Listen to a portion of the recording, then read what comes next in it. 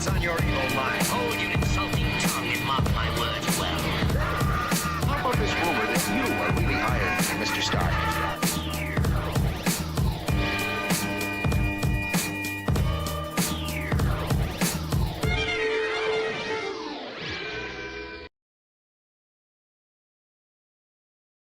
Hello, and welcome to another exciting episode of the Comic Book Chronicles.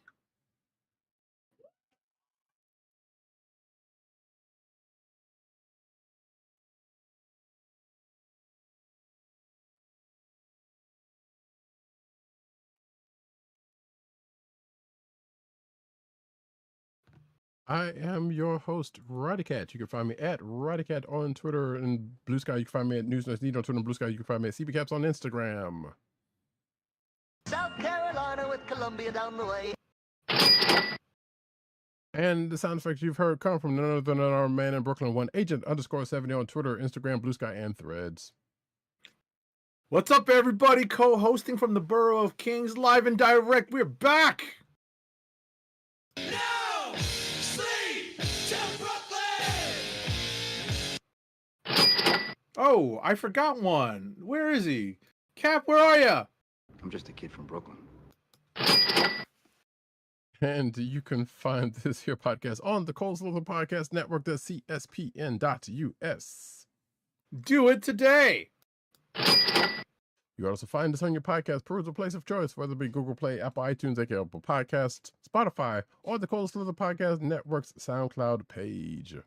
Make sure to click like, subscribe, leave us all the positive 5-star reviews, especially on Apple Podcasts, because that helps people find our show. Indeed. And folks, it is a very special show tonight for a couple of different reasons. One that we will get into a little bit later, but it's also, you know, we had planned for something. We were talking last week and we were planning something for this, but neither one of us really did it. And I totally forgotten to do the thing I was going to do. But that's fine, because this is the 666th episode of the show. So, Mark of the Comic Beast, folk. There you go. You know, which may or may not be the name, the title of the show. We'll see if that sticks or not. Right. But it's also, like I said, it is going to be given some information that Agent 70 gave to me before the show, it is going to be a very special episode in line with that. Which is actually kind of funny, because if last week's Invincible had come out this week, that would have been perfect. Sure. Because of what it was dealing with, but we necessarily won't be getting out of that because Agent 70 talked about it last week. But I guess since I brought it up, we will actually start talking about. I'm just gonna have to change the order of the show now. Invincible season 4, episode 5, which is called "Give Us a Moment." Seriously, folks, episode 666. Hold on to your butts. All right, here we go. Yeah, the title of this episode is "Give Us a Moment," and it applies in several instances during this episode, right? There is the constant tease, the constant impression given that some big news is going to be dropped between whatchamacallit, Adam Eve and Invincible. But it doesn't happen. And the next thing you know, Invincible and the two people who appear at the end of the last episode in the big cliffhanger find themselves off on an adventure. I was just going to add, plus an additional relatively unwanted passenger. And they well, the reason why I started to chuckle is that they joined the Starship Not Quite Enterprise, and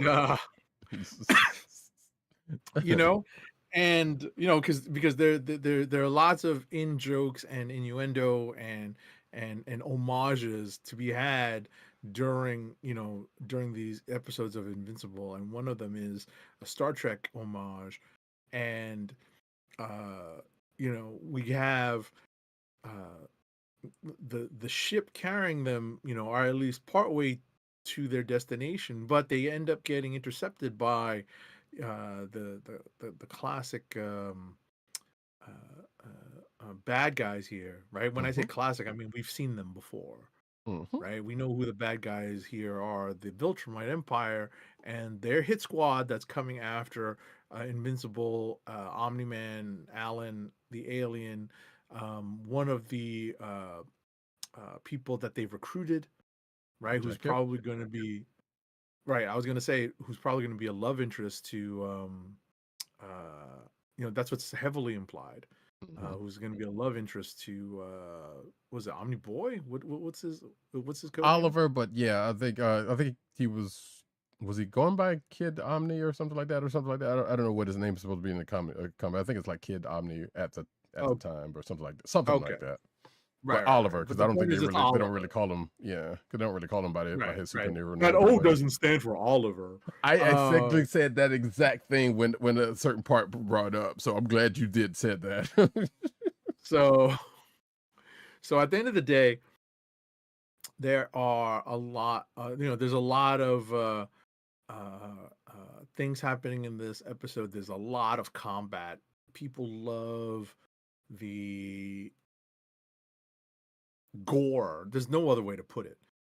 A lot of people love the gore that's on these Invincible shows, and I'll hand it off to Roddykat because that's essentially where we end the episode.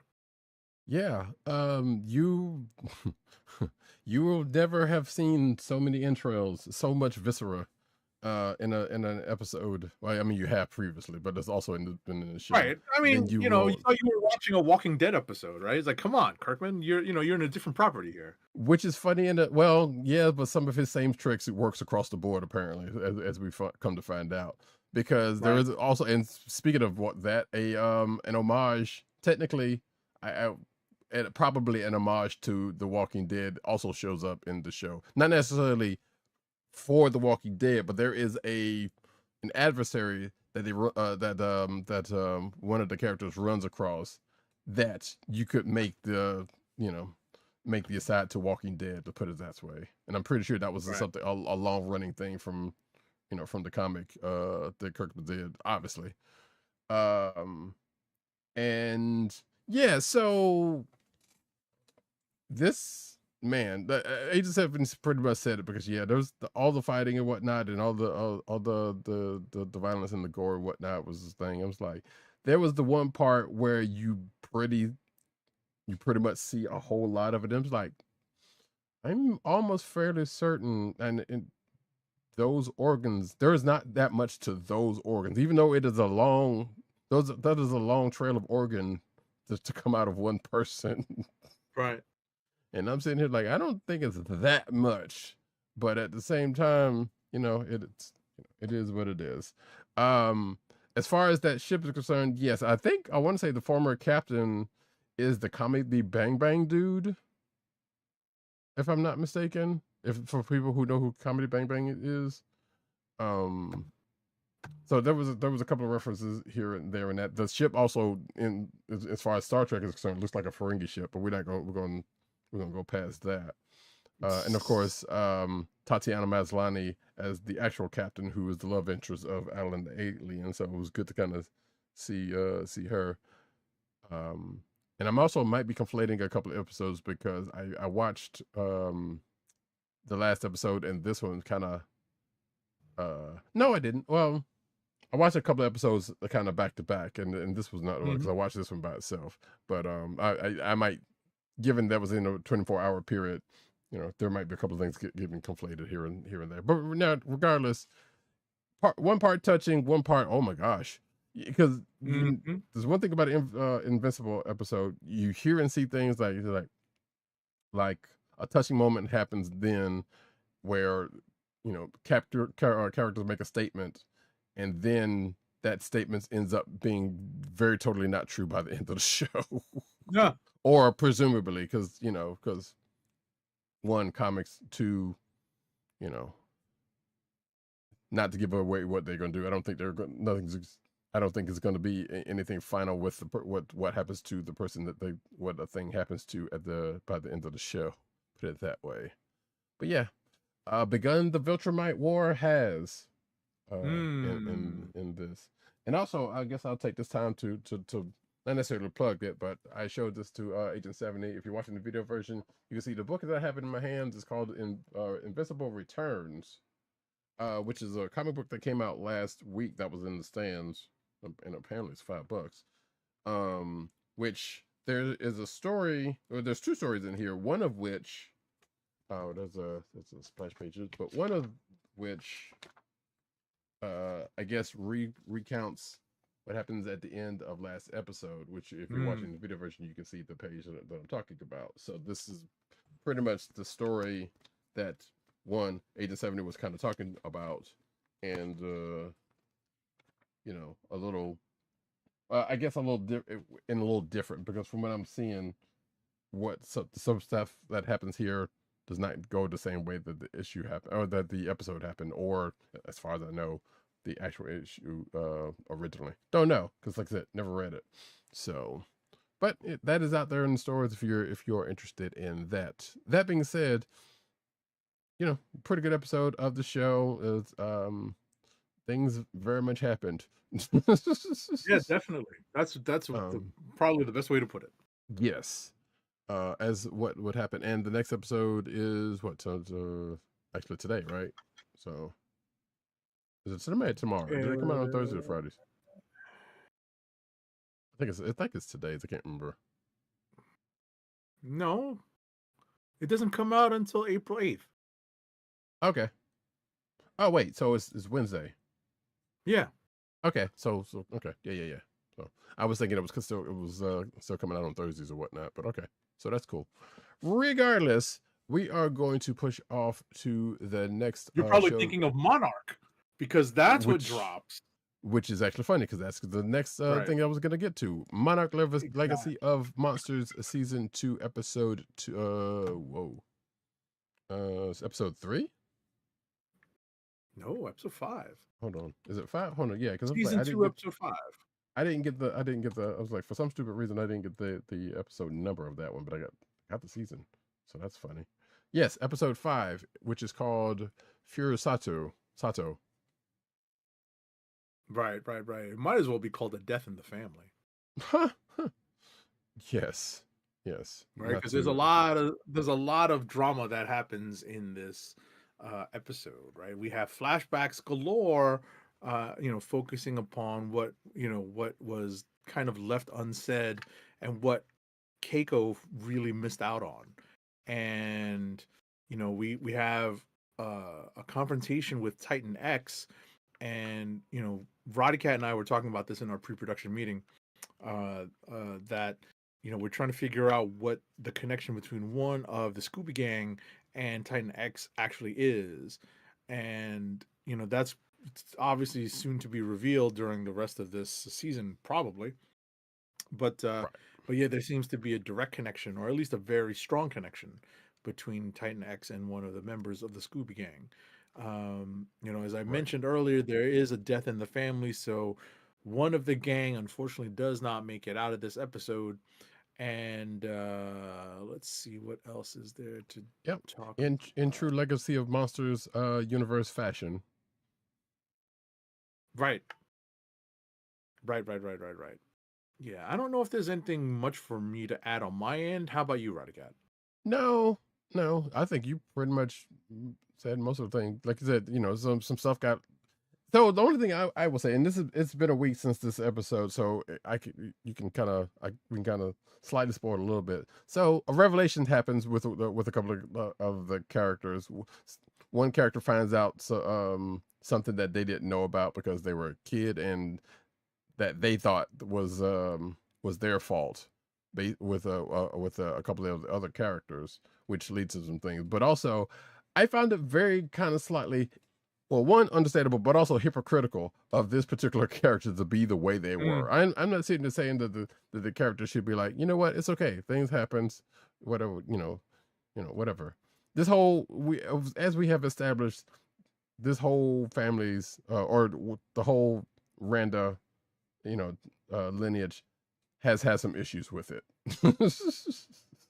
So and it's pretty much been a thing that's like, well, you're repeating the cycle here, so there we go. But the character that had some issue with what they found out about their relative, like, you don't have that much of a leg to stand on. And even one of the other characters kind of brought that up, just on the like, you know what, yeah, you wouldn't know anything about that kind of thing happening, would you? And then we cut to a flashback of them going through not necessarily a similar thing, but an equally not great moment in their past, that has to do with one of the other cast members, or a version of the other cast members. I mean, class. So it's like, yeah. And I knew it was going to happen because obviously, you got to have the drama there for whatever. But it's like, dude, why are you getting? I mean, you have a right to be upset in a way, but also you can't talk. Right. You can't talk because of what you did to your people. So yeah. But anyway, that's that, and that's I guess that is, well, I guess that's something we're not gonna have to worry about partially during the course of the rest of the show, or the next 3 or 4 episodes, or whatever it is. I think it's only 3 episodes left. As folks reel from what happens at the end of this one, and yeah, as we were talking about before the show, the connection to the Titan that one of the characters has, one would say, goes back to classic Godzilla lore. Well, we don't know that for certain, but let's just say something similar. Yes, something similar to something that goes back to classic Godzilla lore, and it's like, all right, now we just got to see what they're going to do with that, because clearly this is a full-grown person and not a miniature person, so it can't be specifically that. Right. But yeah, so that's Monarch Legacy of Monsters, season 2, episode 5. And as far as the title of the show, there's a certain song that comes up, which is why that I presume is the name of the song, which is the name of the title of the episode. So, but the last show that we are going to talk about, so which I don't remember if we said this on the show, but apparently Agent 70 was right about the fact that there was 2 episodes of Daredevil Born Again season 2, and we're going to talk about episodes 2 and 3, which are called Shoot the Moon and The Scales and the Sword. Yes. So it's we kind of have to do a little bit of a combo coverage on this. Let's see. So episode 2, we've kind of got to we catch up with this version, the MCU version of Bullseye. I feel like I want to call him Lester, but it's Dexter. Poindexter, yeah. Right? Mm-hmm. Whatchamacallit? What is his full name? I don't know his full name, but I think his last name is Poindexter or something like that. I don't remember. Hold on. To the Googles! But because I'm actually super curious now. I'm like, wait a second. I always thought his name was one thing, but oh, it probably is, and it's just they're just not using the comic version. I presume. Yeah. Right. So Benjamin Leonard Dex Poindexter, right? So Poindexter is the last name. Yeah. He's going by Dex, and so he's back. I don't remember if it was in episode 2 or episode 3, but he's in a slightly more comic book accurate costume, right? Which is fun to see. I don't remember if it was episode 2 or 3, to be perfectly honest. I believe it was 3. actually have I took notes because as I was watching it, but I don't. But Oh, yeah, nice. there's some things I didn't, I didn't just like go for beat for beat. So Right. I mean, at the beginning of the episode, we catch up with the aftermath of the first episode, which is, a body count, thanks to Bullseye and Detective Cherry hanging on, being rolled into an ambulance, hey, and you know what? That was 2 then. Yes. right. So that Yeah. was 2. Yeah. And we also get we also catch up again with Bullseye, thankfully not finding Sister Maggie. Right. Thankfully not finding. I'm like, no, you don't. So the funny part about that, for folks who don't know, that is a comic book reference right there. Even I know it, and I didn't even really read the books. I was like, wait, I know that name. Oh no. Right. So, So, yeah. I'm trying to see here. There's a dream sequence that happens. yeah, Vanessa starts tripping. We get a lot of political intrigue in the form of leaks, right? This has been going on since the first episode, but now we're getting a lot more of that over these 2 episodes. Here, let me try to somehow. I can jog your memory just a little bit, maybe. Sure. Go ahead. So yeah.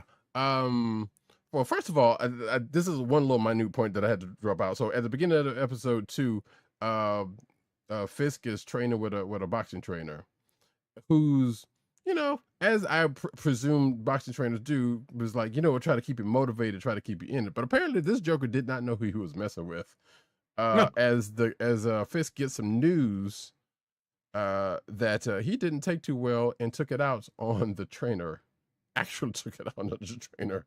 So, and as we know how the Kingpin does, yeah, that dude's ain't gonna be around next year. So, but other beats, or as we check in on the White Tiger's family, and there's a very real situation that happens with that situation that leads to that kind of sort of leads to something that happens in episode 3, excuse me. Daniel, that whole fake Kingpin parody Kingpin person, we find out who's behind that, and of course it's the person who we thought it was. And then I want to call him punchable soprano, but I don't. But he tries to lean on the person for some information because he fucked up.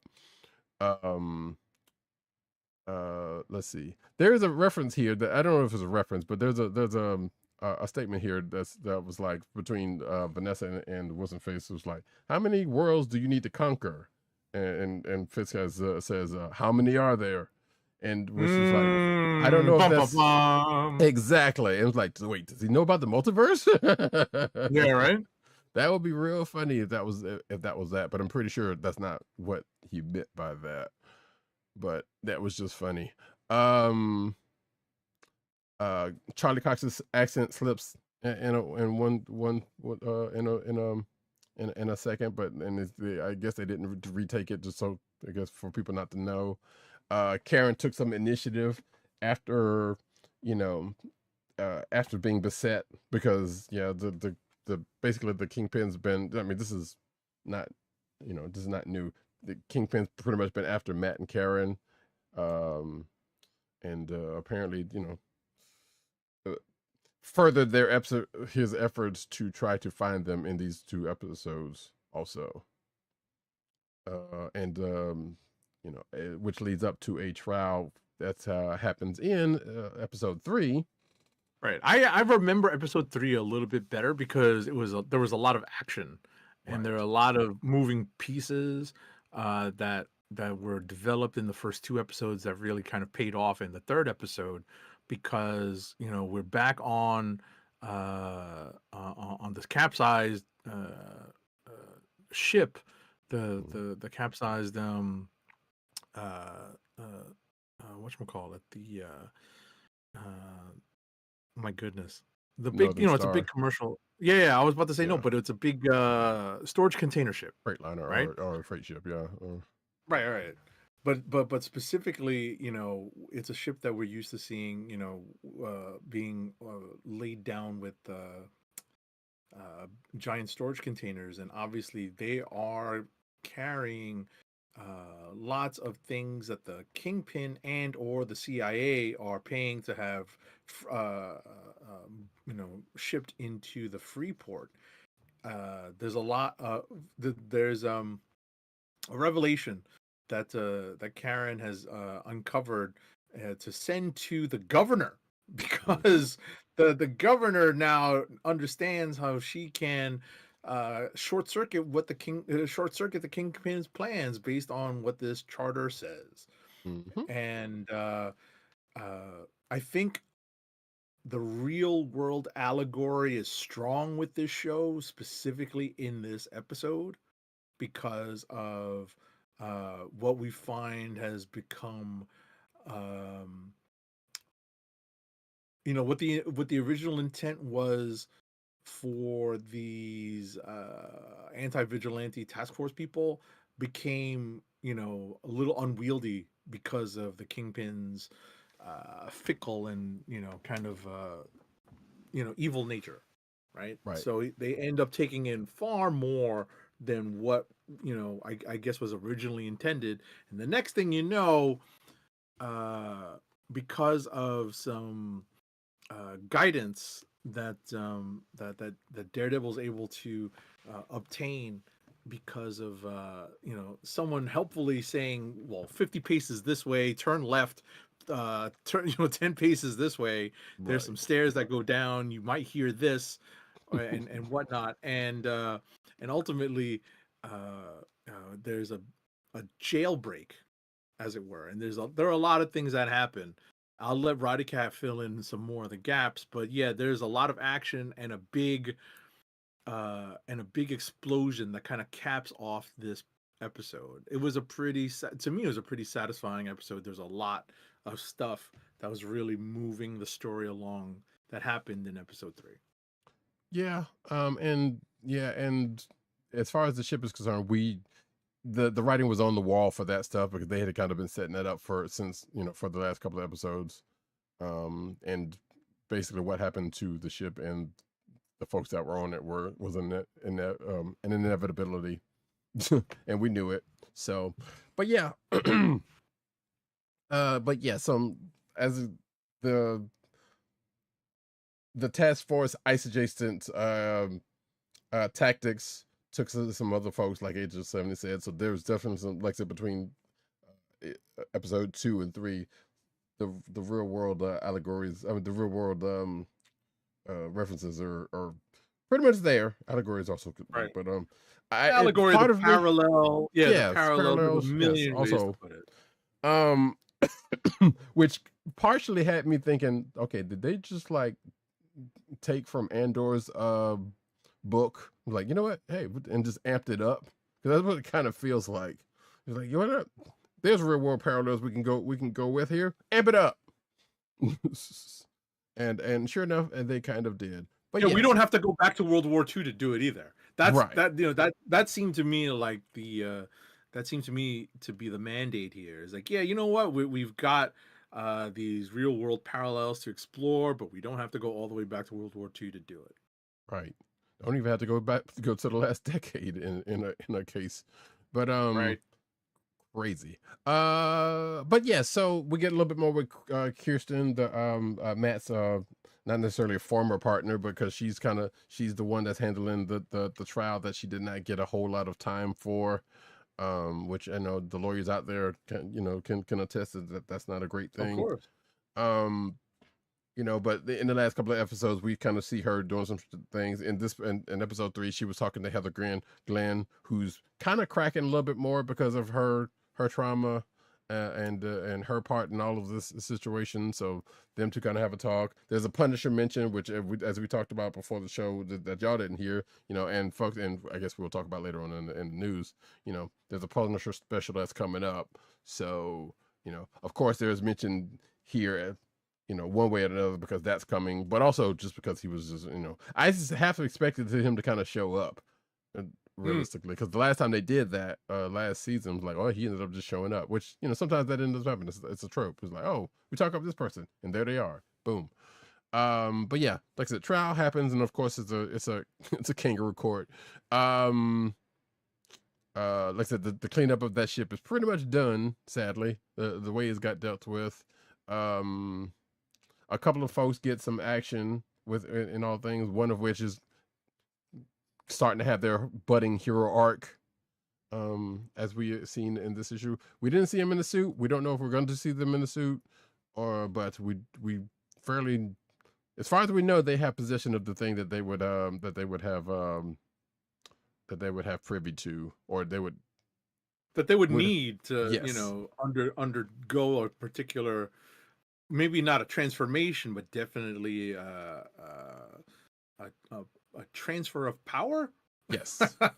Yes. But we definitely saw the character with at least one or two tricks of their relatives bag with them. So, and clearly they're smart. So you know what? There's like, yep, you can kind of see it all bubbling. And we get a little swordsman action. Yes, I was going to mention that. We get a little bit of it. A little bit of it. The swordsman is the vigilante that's on trial, and I'm just like, so what proof do they have that he's the vigilante? Like, which was the thing that was saying throughout the whole episode. Point, right? Which is the whole point in the episode. Right. So. Right. So they said a lot of things happen. There's the whole thing with Red Hook and the like it just said, the governor and the whole coming down on that thing, which I assume after this, there's going to be a little bit more to answer to. I would like to mention before we go any further, I don't know if you saw it, Agent 70, but did you happen to scan the QR code at the beginning of the episode? I did not. Okay. So what that nets you, and again, if you're watching on Disney Plus, I don't know if you're watching it, maybe, I don't know if it's going to show up there, but there is a code for some free comic book, of course, related to the show. Nice. In this particular case, it's 2, which if you scan the QR code, I wish I had the page to bring up, but there's a couple of things that's there, and apparently the other stuff is also still valid. But in this particular case, you get Daredevil number 60, like Volume 1, number 60, and also Devil's Reign number 1 from 2021. Okay. Because they say in the whole thing, but like, yeah, here's the stuff that is like basically inspired the part of the show, or whatever the case may be. So presumably stuff in those books have something to do with what happened either in this episode, in that episode, or just in the show in general. Or the season in general, presumably. So check that out. It's free comic books. I think in order to redeem, you may or may not have to have a Marvel account. I think you did, because I think it did have me sign in. But, and also, like I said, on that page, there's you can get some Fantastic Four, a bunch of like 9 Fantastic Four books as well that you can redeem from back from when the movie came out, presumably. I don't know why they didn't have separate pages for them, but that's the case. That being said, though, there's really not much more to talk about. We get a little bit of lore on one of the Kingpin's henchfolk.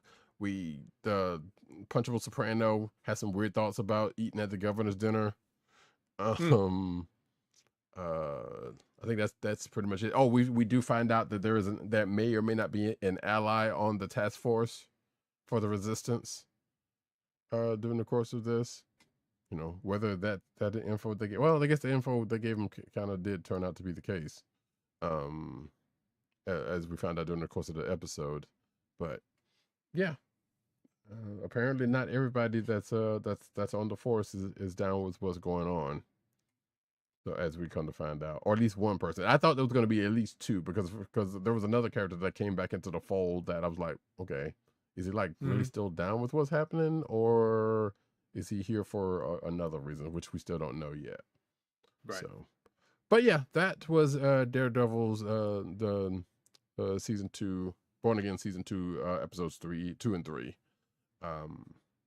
Yeah, good stuff. Well, it'll be back next week. As far as I know, it's just one episode. As far as we know, because apparently Like I said, can't remember if we had that conversation on the show or was it after the show, whether that No, was I the think it case, was but I think it was just briefly on the show because I was right, going off of what I had read probably in the recap article that right, that I was using to refresh my memory. right. And I was like, yeah, IMDb said this one thing, but apparently ended up being not being the case. And IMDb ended up changing what they had initially because I know for a fact that it didn't have 2 episodes there. But again, like as I said then, sometimes their information is not 100%. So it is the case. That being said, we actually are going to go into the books of the week, and we only have like one book in common, so this ought to go swimmingly fast. And that book Mhm. is, as I should have pulled up, uh, Batgirl number 18.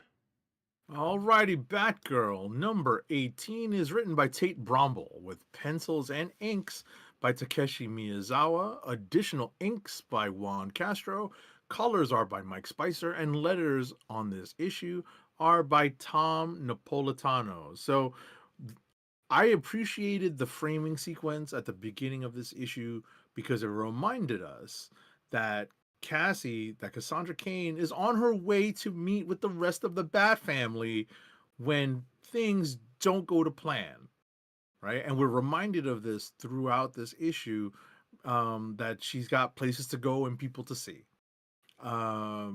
There's, I think, some interesting mythology and mysticism and even spirituality being explored in this issue that is somewhat based in real world spirituality, and obviously some of it is kind of pieced together from multiple faiths.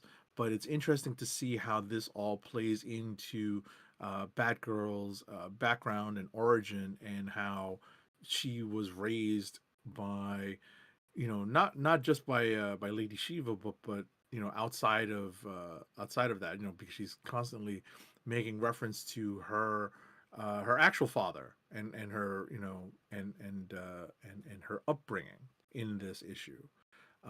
Yeah, there's some stuff, some magical blood stuff going on, and I'll let Roddykat pick that thread up and talk more about that. So yeah, we find Kaz, Tenji, and Jaya, I'm just gonna say Jaya, find themselves in the spirit world, which Kaz has been to before, so that's why she was kind of familiar with things. I think might have been during that Spirit World miniseries. I can't remember. I don't know. That's Actually, probably I why believe I'm so unfamiliar. Right, I'm unfamiliar with this, so I appreciate you bringing that context in, because right. we're exploring the mystical side, the faith side of this. I'm like, some interesting concepts here that are kind of taken from differing faith views, faith approaches. So Right. Yeah, and it's also kind of funny because the other reason why I mentioned is like while I did not read Spirit World, it had been referenced not only here but I want to say back in Birds of Prey when that was still going on for a second. So that was the other reason why I knew, like, okay, yeah, so she knows about this place. gotcha. But yeah, like you just said, there's some blood magic type same things going on that with Cass that during the course of this issue, she, much like the previous arc, she learns how to handle a little bit more than what she did. It finds, I guess, not necessarily finds more family, but comes across some more family. And also there was a question was raised by Tenji, her brother, her newly found brother, about their mother that pretty sure was answered no less than 1 or 2 panels later, about where their mother may have possibly ended up after her death. But I'm pretty sure we will probably get a little bit more on that in the next issue. But yeah, Cass also puts her foot in her mouth because as she ends up talking about the place that she was supposed to be, she says it, in front of the person who probably wouldn't have wanted to hear it like that. So, and I'm pretty sure that's probably going to come up a little bit later. But yeah, that's pretty much the crux of Batgirl number 18. Like I said, there will be a continuation in the next issue with what's going on that, and probably we're going to get I suspect in the next couple of issues, Lady Shiva will probably no longer be amongst the undead or the deceased. Just I wouldn't be surprised if that happens. If it doesn't happen, then I will be actually more surprised at that than not. Put it that way. Because they're bringing it up for a reason. It's something a lot of times the comic books are like, yeah, this person probably here's the way to bring that person back, and it all starts here, if that's the case. But that being said, like I said, that's all of the books that we have in common. Rapid fire. All righty, folks. Get ready for a long list of books from me. Rapid fire review time. I ain't got time to bleed.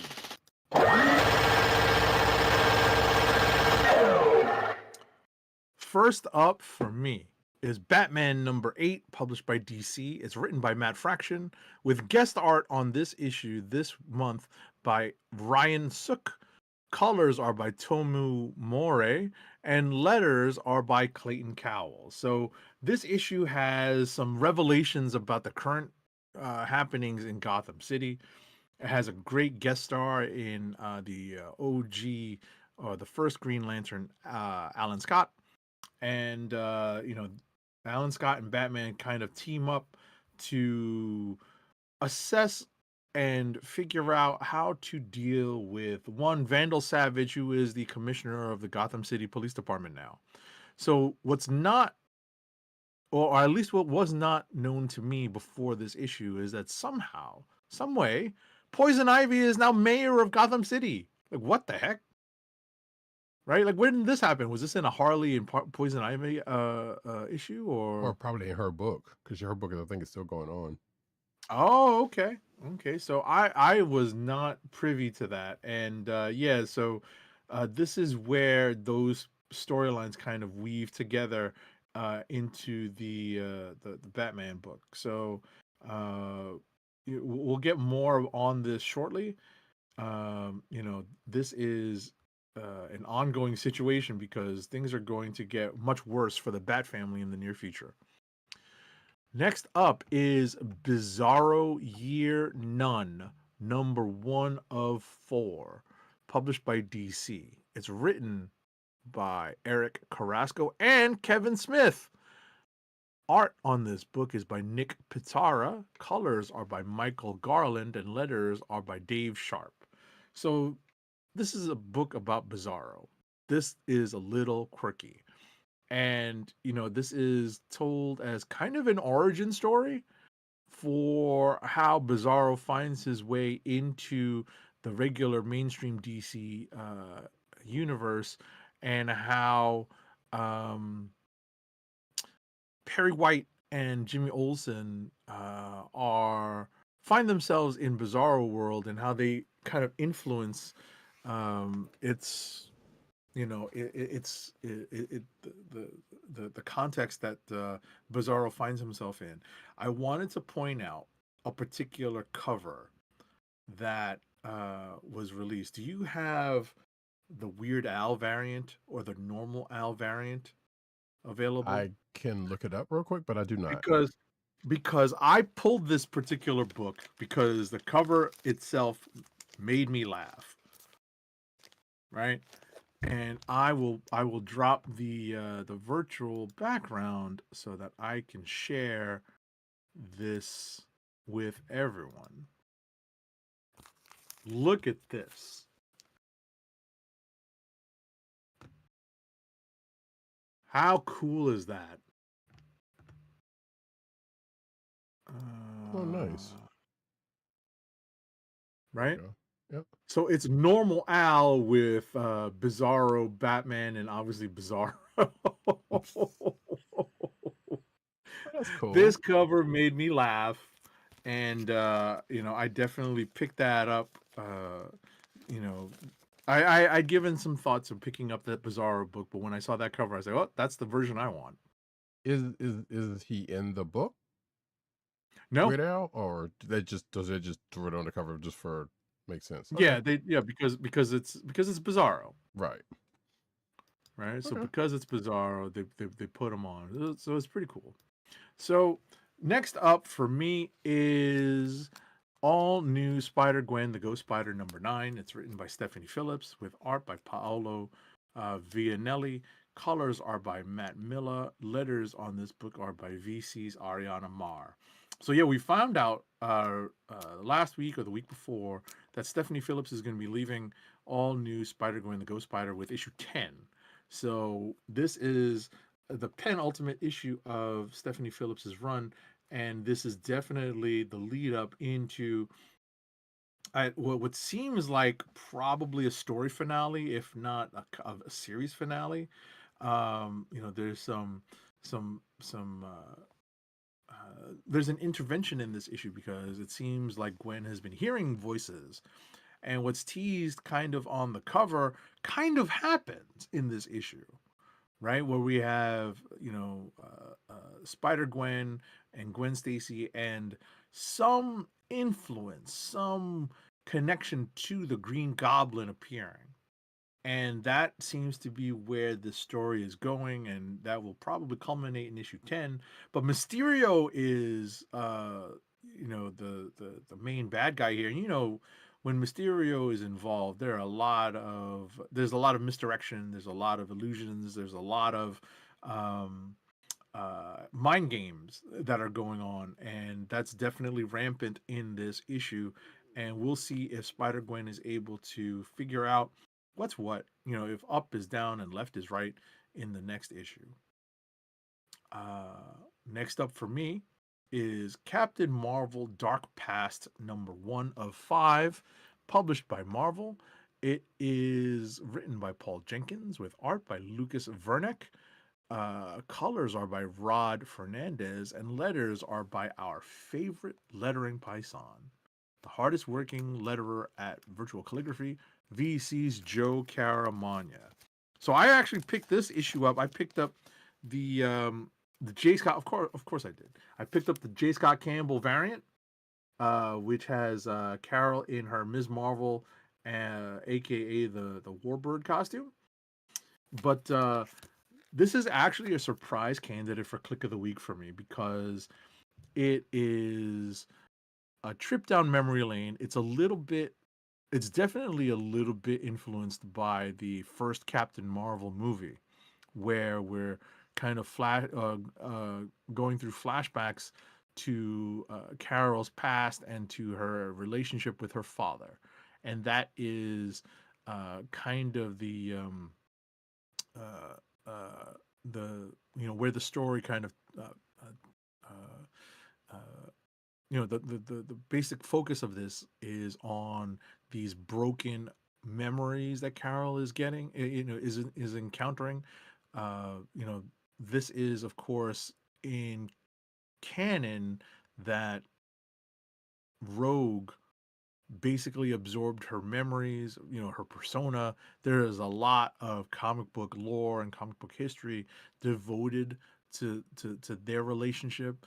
The two characters have buried the hatchet, but that doesn't mean that Carol's memories have all been returned and that she has full control of her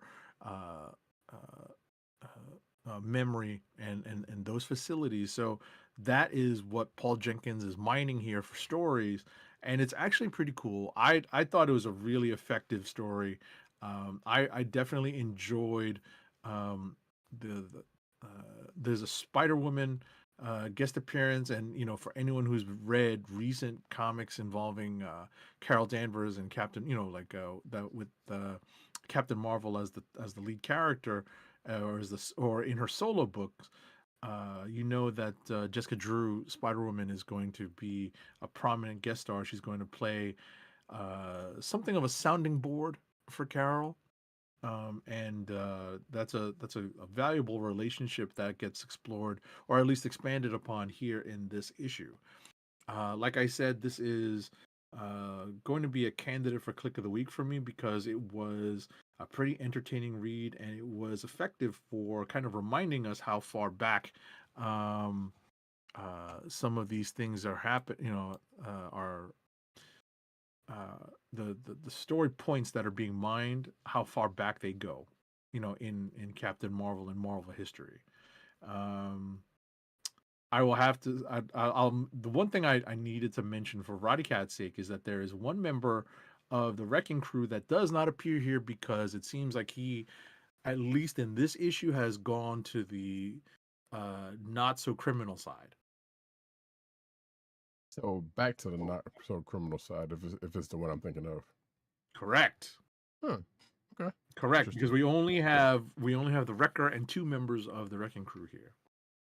Hmm. So there is a right. So for people who know, there is a member of the Wrecking Crew who is known to be scientifically minded, and that character sometimes vacillates between running with the Wrecking Crew and not running with the Wrecking Crew and doing things outside of Wrecking Crew experience. So In fact, was allied with Wakanda. right. So, that character does not appear in this in this issue. So we have, we have a kind of a cool little mystery being developed in this mini series. So we'll see where Captain Marvel Dark Past goes. This is issue number 1 of 5. Next up for me is Daredevil number 1, published by Marvel. This is a new number 1 for Daredevil. It's written by Stephanie Phillips with art by Lee Garbett. Colors are by Frank Martin and letters are by VC's Ariana Marr. So I actually liked the previous volume of Daredevil. I liked the conceit, which was Daredevil reincarnated as a Catholic priest. Matthew Murdock reincarnated as Catholic priest. I really thought that was a great concept. I wish they had been able to really explore that deeply, right?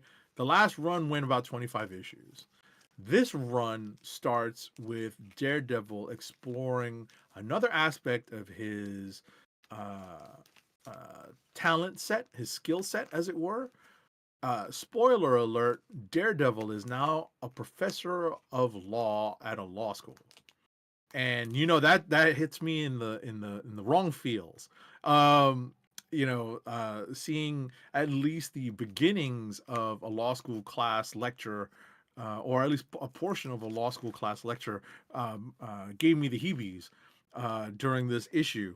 But obviously, there's lots of Daredevil stuff going on. There's some action going on. There's a possible new introduction, the introduction of a new antagonist in this issue. So there's plenty of stuff going on. This is a concept that I am interested to see carried forward. So I like the idea of Matt Murdock, being a law professor. It's kind of reminiscent of Peter Parker being a science teacher. So it's kind of cool to go in this direction. So yeah, that is Daredevil number 1. It's a potential click of the week for me. Next up is Nova Centurion number 6, published by Marvel. It's written by Jed MacKay with art by Alvaro Lopez, colors by Mattia Iacono, and letters are by VC's Corey Petit. This is unfortunately the last issue of this series. The title of the story is Finale. It was revealed to us and the public a few weeks back that maybe a couple months ago, really, that the Imperial line of comics that had come out of the Imperial crossover, the spin-offs, were not selling well, and some had been outright canceled, like that Exiles book, and the ones that had already come out were curtailed, right? They were shortened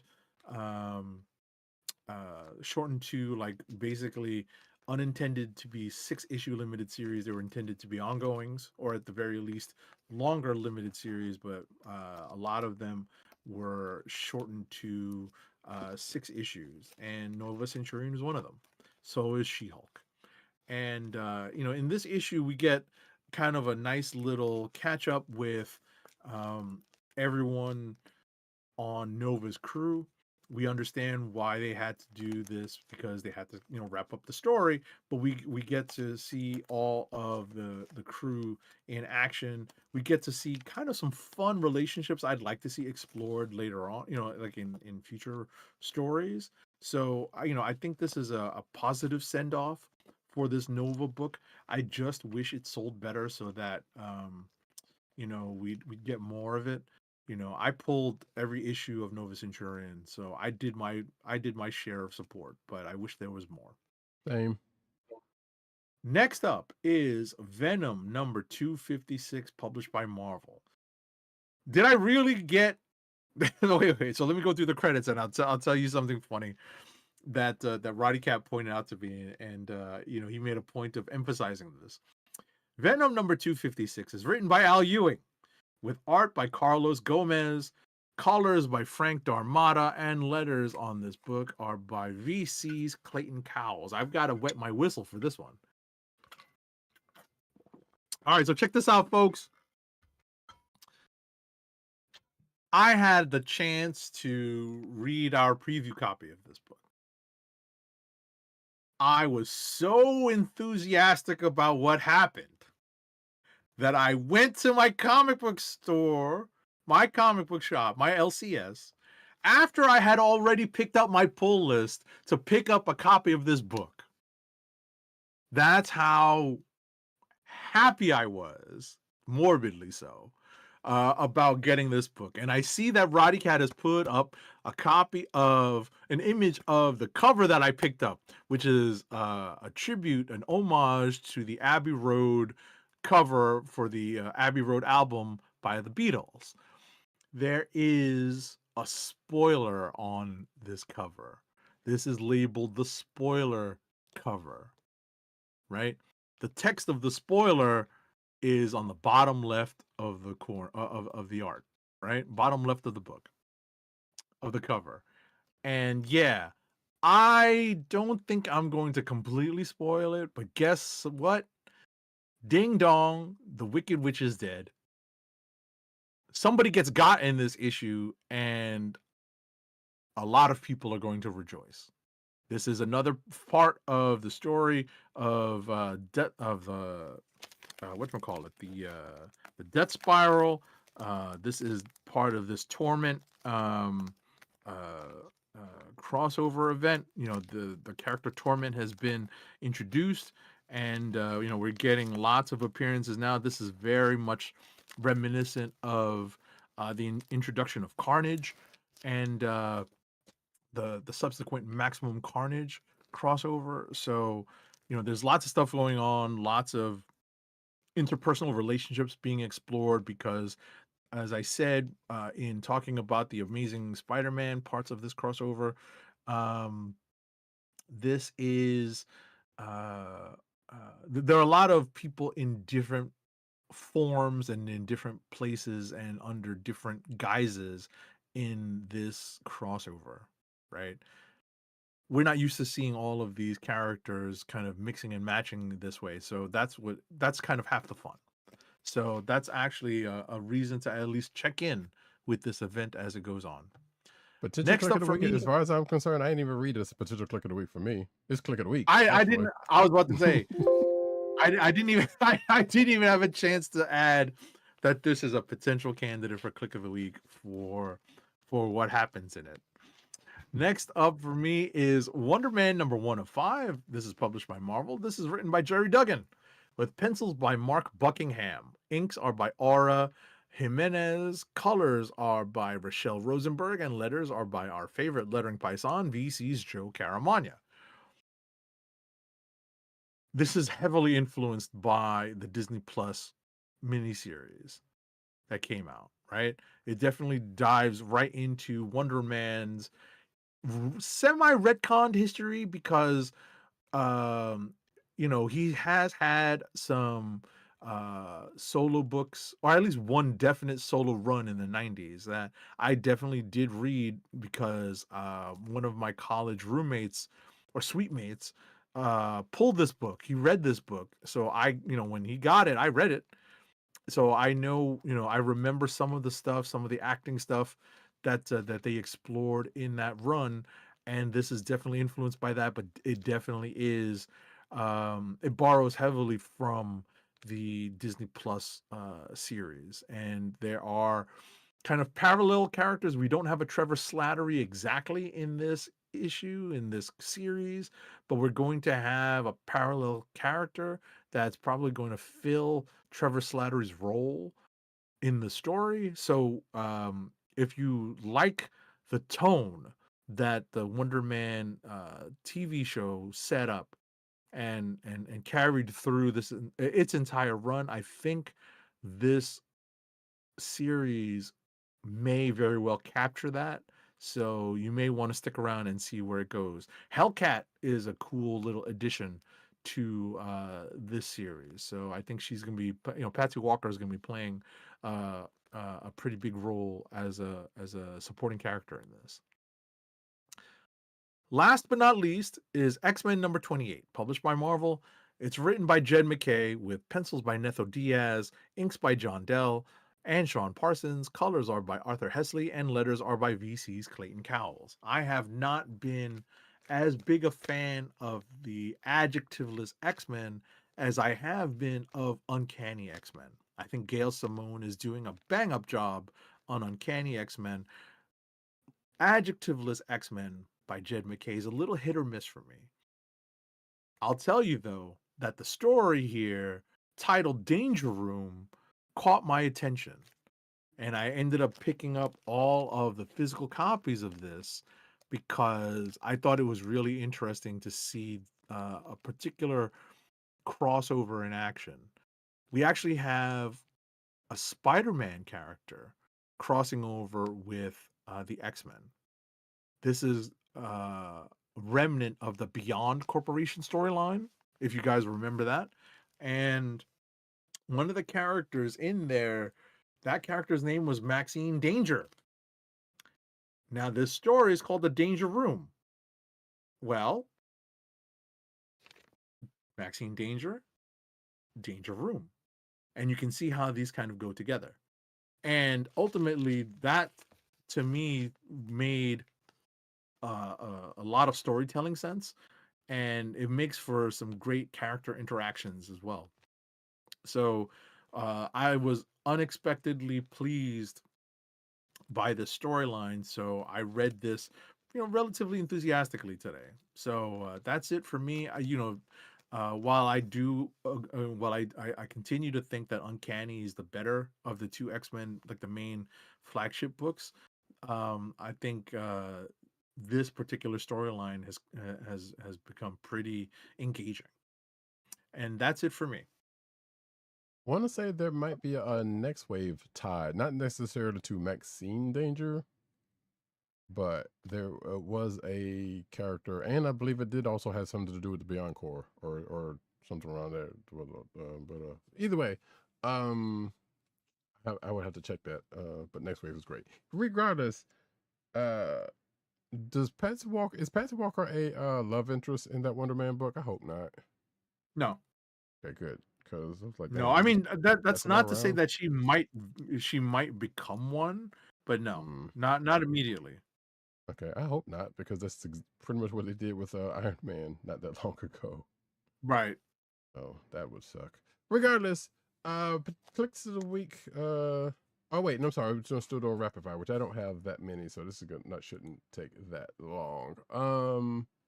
For me, we are going to start off with, as I get my stuff together here. I guess I should have had the soundbite up, but I'll put it in post.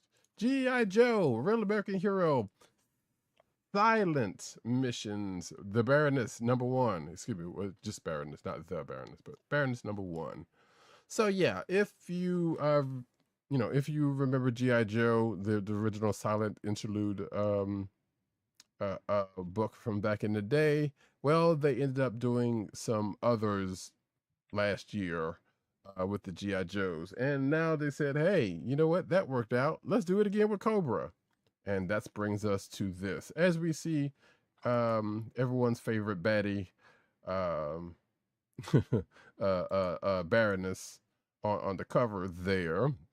So the credits goes art by Joel Jones, written by Declan Shalvey. So that was what was one mystery that we were kind of wondering about when we found out about this book. Colors by Mike Spicer. And wait, did I really not? Oh, wait, there is no lettering because there's no words. So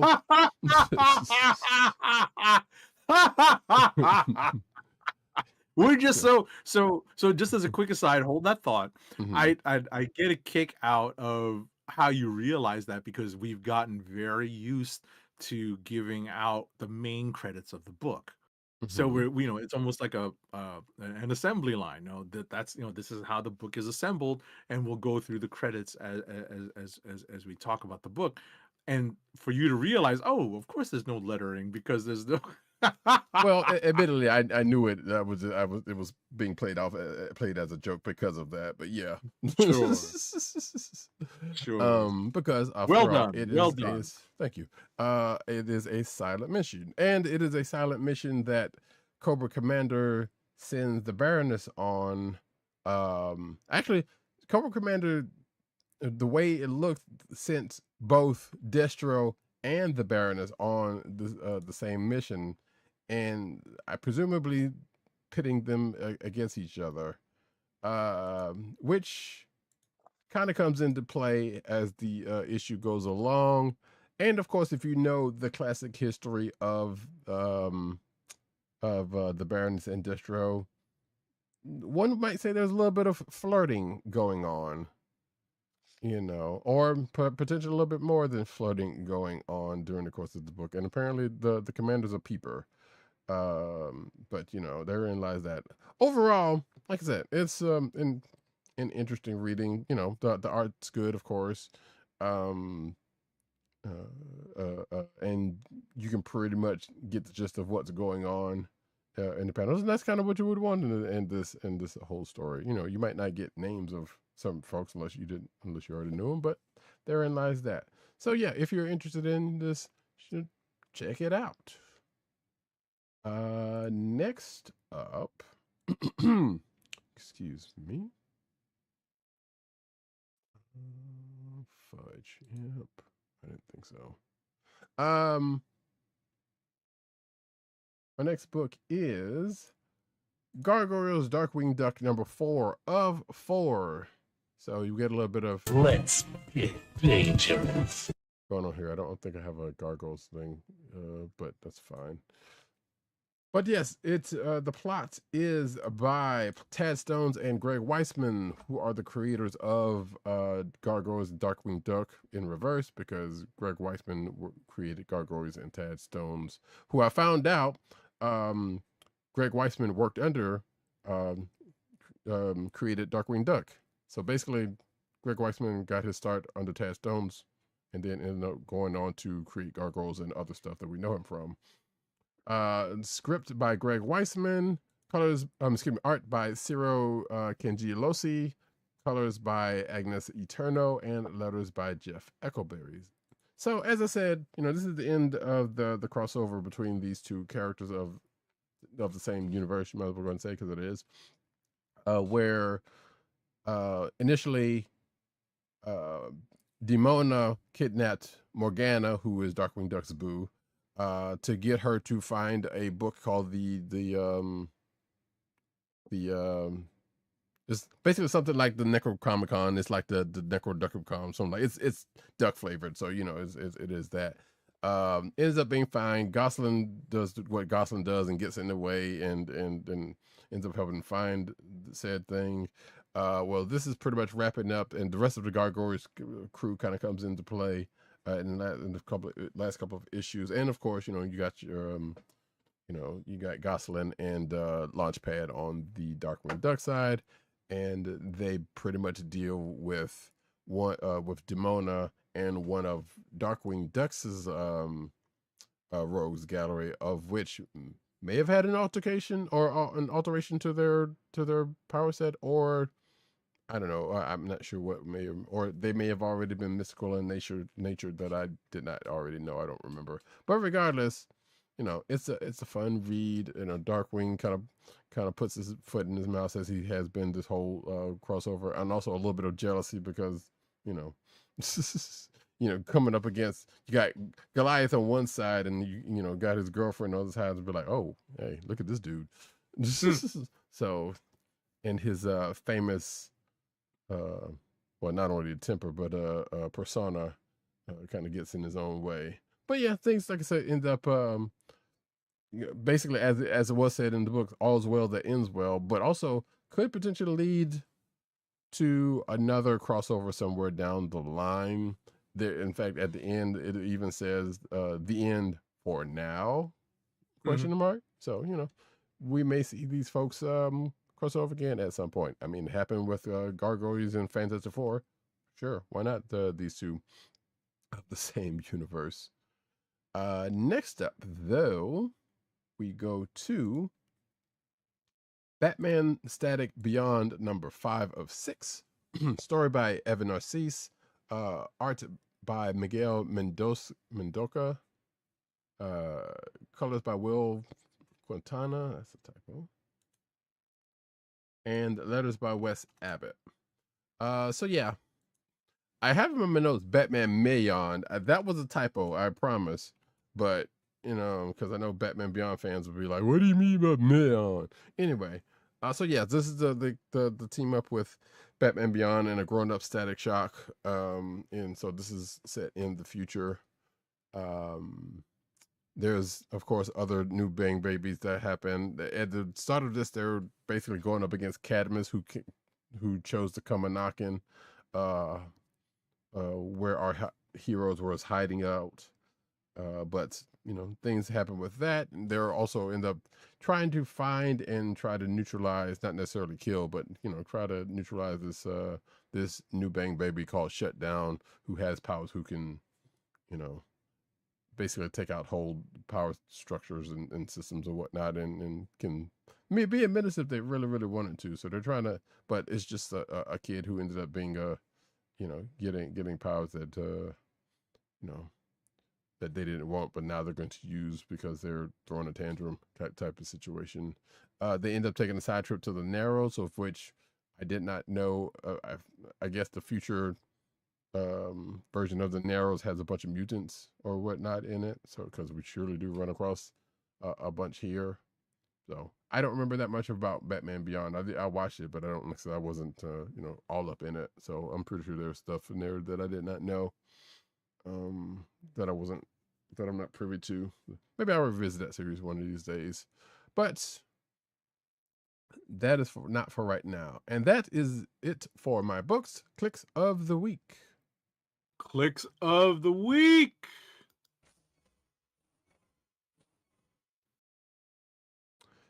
While we're thinking about Kliqs of the week, I would just like to point out a couple of books that we did not get into. And I feel kind of saddened by one of them because, well, one, Teenage Mutant Ninja Turtles and Godzilla number 5 came out this week, but I need to catch up on that one. And also I didn't get a chance to read a whole bunch of books that I didn't get that I was going to for reasons. But also the one I was talking about specifically is the Eternals 50th anniversary issue came out this week.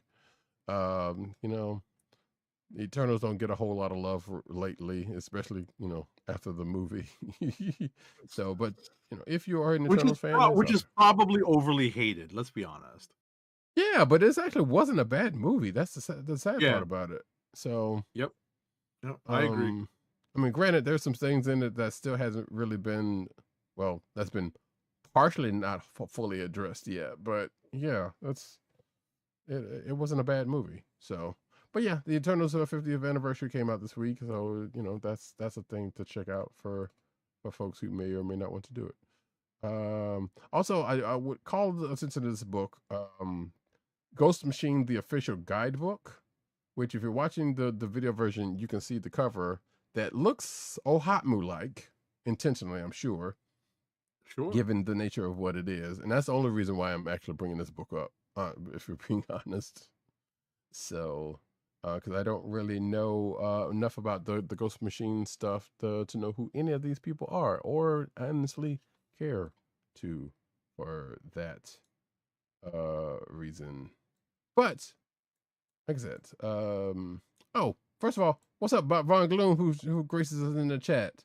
Bang Baby sounds away in 2026. Yeah, I know, but you still kind of gotta roll with it. Von Gloom also says that RB silver cover is not enough to guarantee a purchase. RB silver interiors would have definitely merited a purchase. I presume you're talking about this Ghost Machine book that I'm talking about, but I'm not. Yeah. So, but welcome in, Von Gloom. Hope you're doing well. Yes, welcome. So Well, no, 1870. RB Silver. He might be referring to the Eternals cover. Oh, that could also be the case. Yes, I did not pay attention. The to A the cover, I think, is RB Silva. Sure. I wouldn't know right off the bat. So No, his signature is right. Like the RB is right there. I think yeah, I can't see it off of what I'm looking at though. So Oh, got it. So, but yeah. Yeah. He says the Eternals. Yeah, he says that the Eternals. Yeah, I see that. Okay, but yeah. Not Von. Excuse me. 8070. Do you have your potentials? Yeah. Venom number 256. Oh, of course. I didn't even read it. Like I said a few minutes ago, I ain't even read it. I feel like that's a click of the week already, based on what I know about it. Having not even read it. There's Daredevil number 1. Mhm. I actually did like Captain Marvel Dark Past number 1. And Bizarro Year None number 1 was a fun read. I think I'm going to go with, as dark as it sounds, go with Venom number 256, just because I had so much fun reading that part.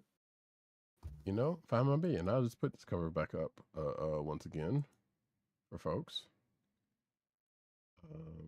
Also 256 colors. If you're of a certain age, you know what that means. So yeah, I will be reading this book probably shortly after. Well, sometime this weekend. I'm not even going to hold myself to right after the show, even though I probably will want to.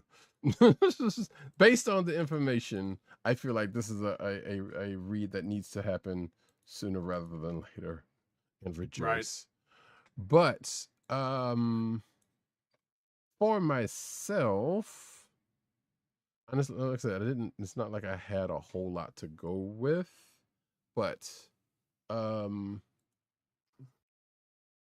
probably G.I. Joe, Real American Hero, Ssslient Missions, Baroness number 1 is a potential, and also Gargoyles, Darkwing Duck, number 4 also is a potential collect. So it's pretty much those two. That's a great cover. That G.I. Joe the main cover. The main cover. Yeah, that's a cool pretty cover. Good. I kind of like this other one too, the snow one too. Hold on, pull that one up too. This cover. There we go. Yeah, I saw you had that put up. That was pretty cool too. But no pun intended. It was like it's like a portrait with her in a snow coat, in a parka type coat. Yeah. And of course that's the other one. So yeah. I think Gargoyles Darkwing was pretty fun. And Batgirl also that was pretty interesting as well, but I think I'm probably just going to stick with G.I. Joe Real American Hero Silent Mission Baroness number 1 for my click of the week. And hopefully I will get around this weekend to read the rest of the books that I didn't get a chance to. So yeah, this is one of those weeks that was a little bit sneaky in terms of number of books to read, and obviously we have all these shows to keep up with. So that makes that kind of eats into our reading time somewhat. Sometimes we just get stuck on subways that are going nowhere, and we have plenty of time to read. Um, we find ourselves with a little bit of extra time, unintended, on our hands, so we're able to get through what we need to, more than what we need to get through. Right. Or on the other side of that, you find yourself finding out that, there's 2 episodes of Daredevil that you didn't know prior to, even though you were pretty much told. At least But warned, right? yes, that points of that possibility. So, and ended up being busy also to where you couldn't really get to stuff. So yeah, that can happen. Von Gloop says Darkwing Duck and Gargoyles, they are still snorting coke while brainstorming the Grant Morrison method. Am I right? Yes. Yeah, you know what? It's still yet not the craziest crossover that I have read or has even come across yet. So, I mean, I could think back to Transformers My Little Pony. That was that was pretty much drug induced if nothing else was. But yes, those are our Kliqs of the week, and we are going to move into the news section. But first, let's get our first ad read. All right, our first ad read of the show is for Wink, your personalized wine club. Wink is a world of wine delivered right to your door. From rosé to cabernet to torronté, Wink has over 100 styles of wine to discover. Ever try an orange wine? Wink connects you to a world of exclusive wines tailored to your tastes and delivered directly to your door. Wink delivers 4 bottles of wine to you every month with free shipping. You can pick your own bottles or let Wink choose and match to your taste. It doesn't cost a thing to become a member, and you can skip or cancel anytime. And now the listeners of the Comic Book Chronicles can enjoy an exclusive discount of $20 off your first order. To place your first order with $20 off, and to help keep our show free for you, go to our network website at cspn.us/wink. That's cspn.us/WINC. Wink wines through CSPN.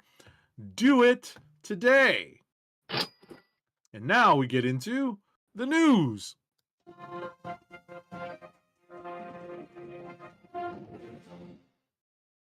I could use an orange wine, but all I got is cut water. Cinematic news as we do about this time, folks. Supergirl trailer drops with heart, humor, and one seriously awesome DC adventure, apparently, according to this article's title. So yeah, another trailer for Supergirl's dropped.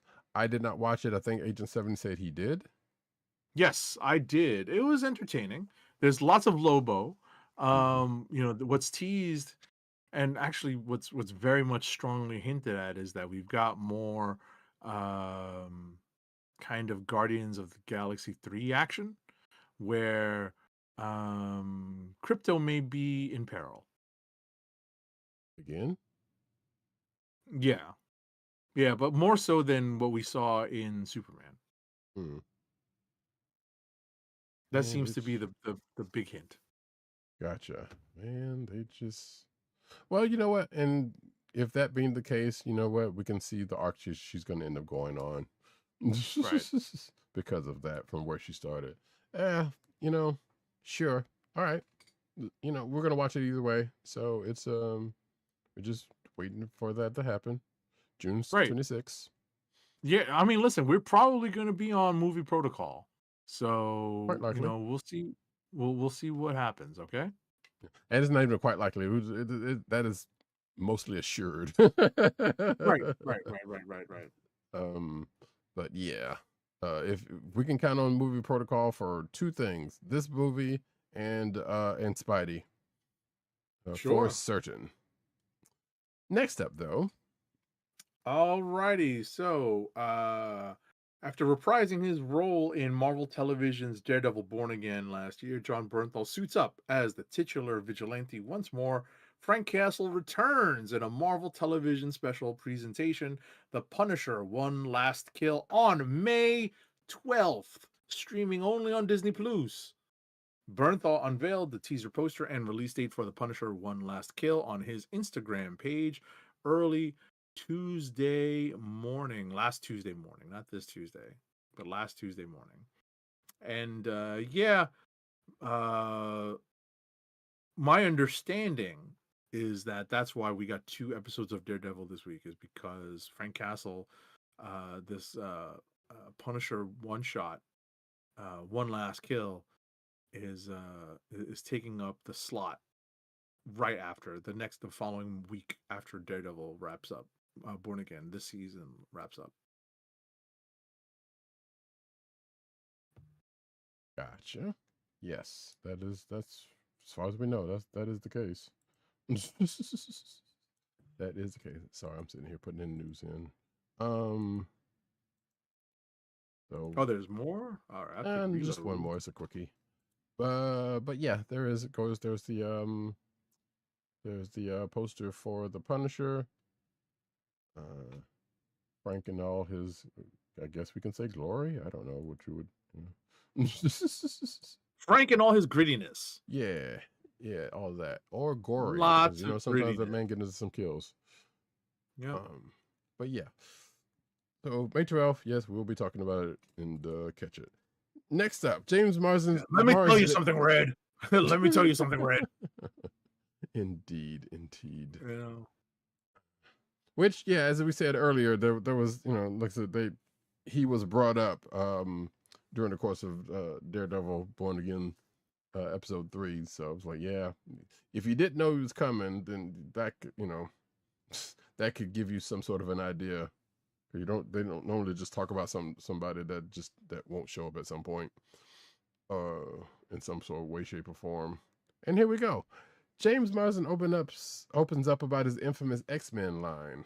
So and we're talking about the would you prefer yellow spandex line that those many years ago that is the case. So shoot, stop it. So yeah, a quarter of a century later. So yes, Marsden is set to return to. Wait, did you just say a quarter of a century later? That's what it says. I'm getting too old for this shit. I mean, yeah, the book that it came out 2000, so it's 26. So yeah, Yeah. So yeah, it is.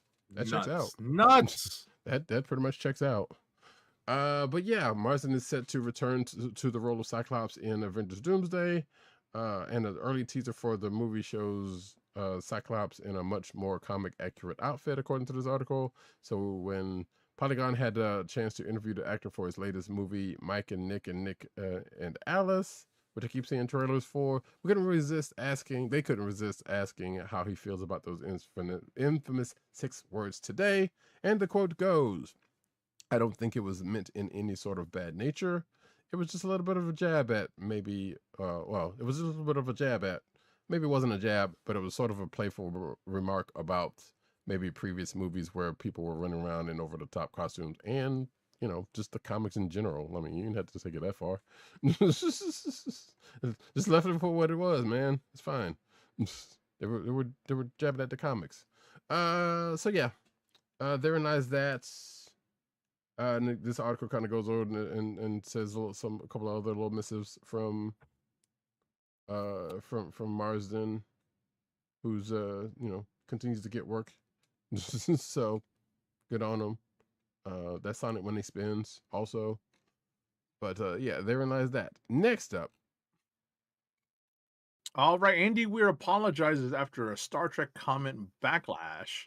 So he was on a podcast called Critical Drinker, and he revealed that Paramount had rejected his pitch for a Star Trek TV series during that interview. And he basically came out and said that most of current Trek architect Alex Kurtzman's output with the franchise shit. And Project Hail Mary author Andy Weir has apologized to the producer, claiming his commentary on the franchise has been taken out of context. There's more to this, but ultimately what ends up happening is that this is part of a conversation, and there's a part of it here that's that's described as being far more diplomatic than the host of the podcast was towards a lot of the newer Star Trek stuff. This was in the context was in conversation about the recent cancellation of Starfleet Academy, but it seems like Weir turned around and says he liked Strange New Worlds. He didn't hate Enterprise. He thought Lower Decks was entertaining and fun, but he said that all the others they can go. So it's a little bit of give and take, at least from Weir. But it sounds like the podcast host was pretty harsh against all of it. He could be one of those assholes, little dick assholes, but that's, whatever. It's a podcast. There's a lot of, what, us aside, there's a lot of people who shouldn't have mics in front of them. I'm just saying. Yeah, critical drinker, exactly, Bugloom. That tells you a whole lot about a whole lot right there. And on the side, I have noticed the number of sports figures that have podcasts now. I'm like, who is everybody getting a podcast now? Like, what's really going on? It's crazy. Get off our lawn! Exactly. Although Lee and Candace, y'all can stick around. Yeah. But anyway, I'm not even a sports ball person. I just saw that one. Anyway, AWA's Telepath to become Apple TV movie Liminal. So, Deadline reports Apple Studios has greenlit Liminal, which is a film based on J. Michael Straczynski, Steve Epting, and Brian Reber's 2021 comics series Telepaths. It's going to be directed by Louis Lederer, Fast X, and The Incredible Hulk. So that should tell you something right there. Louis Leterrier. Excuse me. You're right. I didn't read the rest of that, but it don't matter. It does matter, but I'm just whatever. The sci-fi thriller will star Vanessa Kirby. I think you pretty much know where she comes from. Recently, yes. And Yahya. I know his name is pronounced a specific way. Abdul Mateen II, who of course we know where he is recently from as well. And will be written by Justin Rhodes from Terminator Dark Fate. That was not a great movie either. But anyway, you can see the cover of the first episode of the issue of that miniseries. There's a lot going on here. So Telepath, which was published by AWA Studios, revolves around a 10th of the world's population gaining telepathic powers after an electromagnetic disturbance. It's centered on a group of telepathic Boston police being sent up against a wrongly convicted prisoner who's become a messiah figure for other telepaths, quote, trying to escape a world in which their powers will make them targets. So that line right there sounds kind of familiar. Also, there's a couple of things that the premise sounds familiar with, but let's go. But yeah, that's the thing that is happening. No word on. Apparently that is right. I forgot about is going to be in that Man on Fire series. Coming at the end of this month.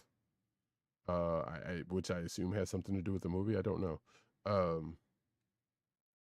But yeah, that's the thing that is coming at some point. I don't see a time frame because they're probably not there yet. Vine Gloom says, let me make sure I can read this before I say anything. Critical Drinker is essentially the racist group chats that Doja's chat shows. I forgot about. Actually, I didn't forget about that because it keeps getting brought up as a thing. Yeah.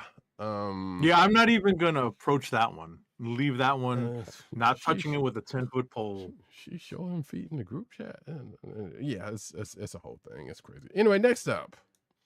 Goodness gracious, man. Goodness gracious. All right, so Allison Brie was really excited to play Evil Lynn in Masters of the Universe. She says it's just unlike anything I've ever really done. The upcoming live-action film, directed by Travis Knight, is set to hit theaters on June 5th. we're not sure that we're doing movie protocol for that.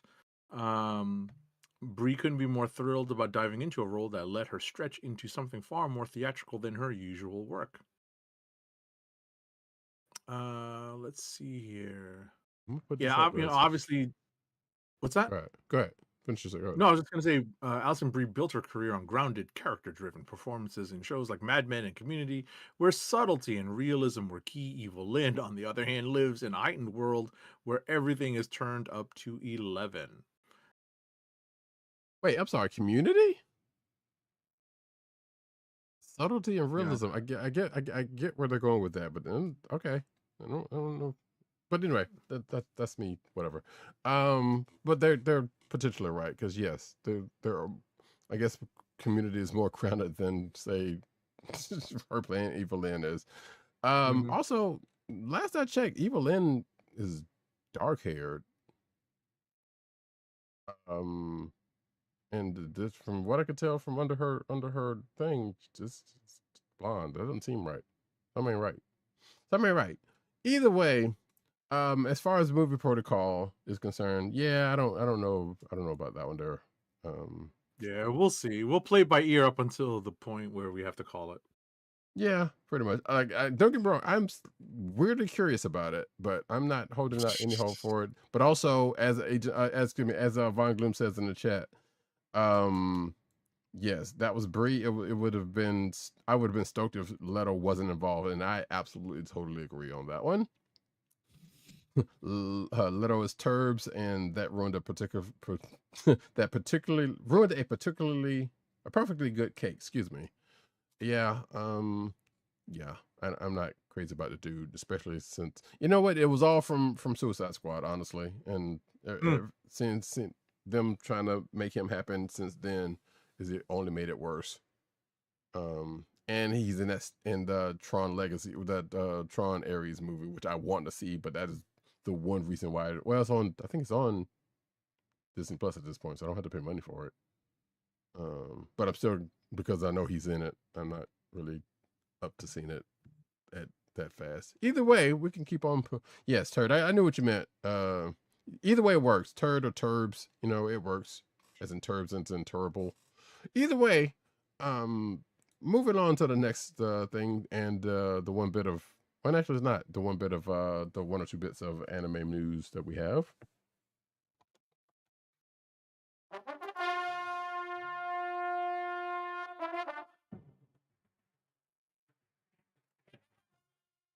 Or excuse me, manga news, but regardless, it's in the same category.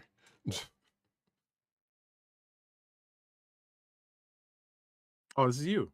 Oh, it is me, isn't it? Let me scroll back up.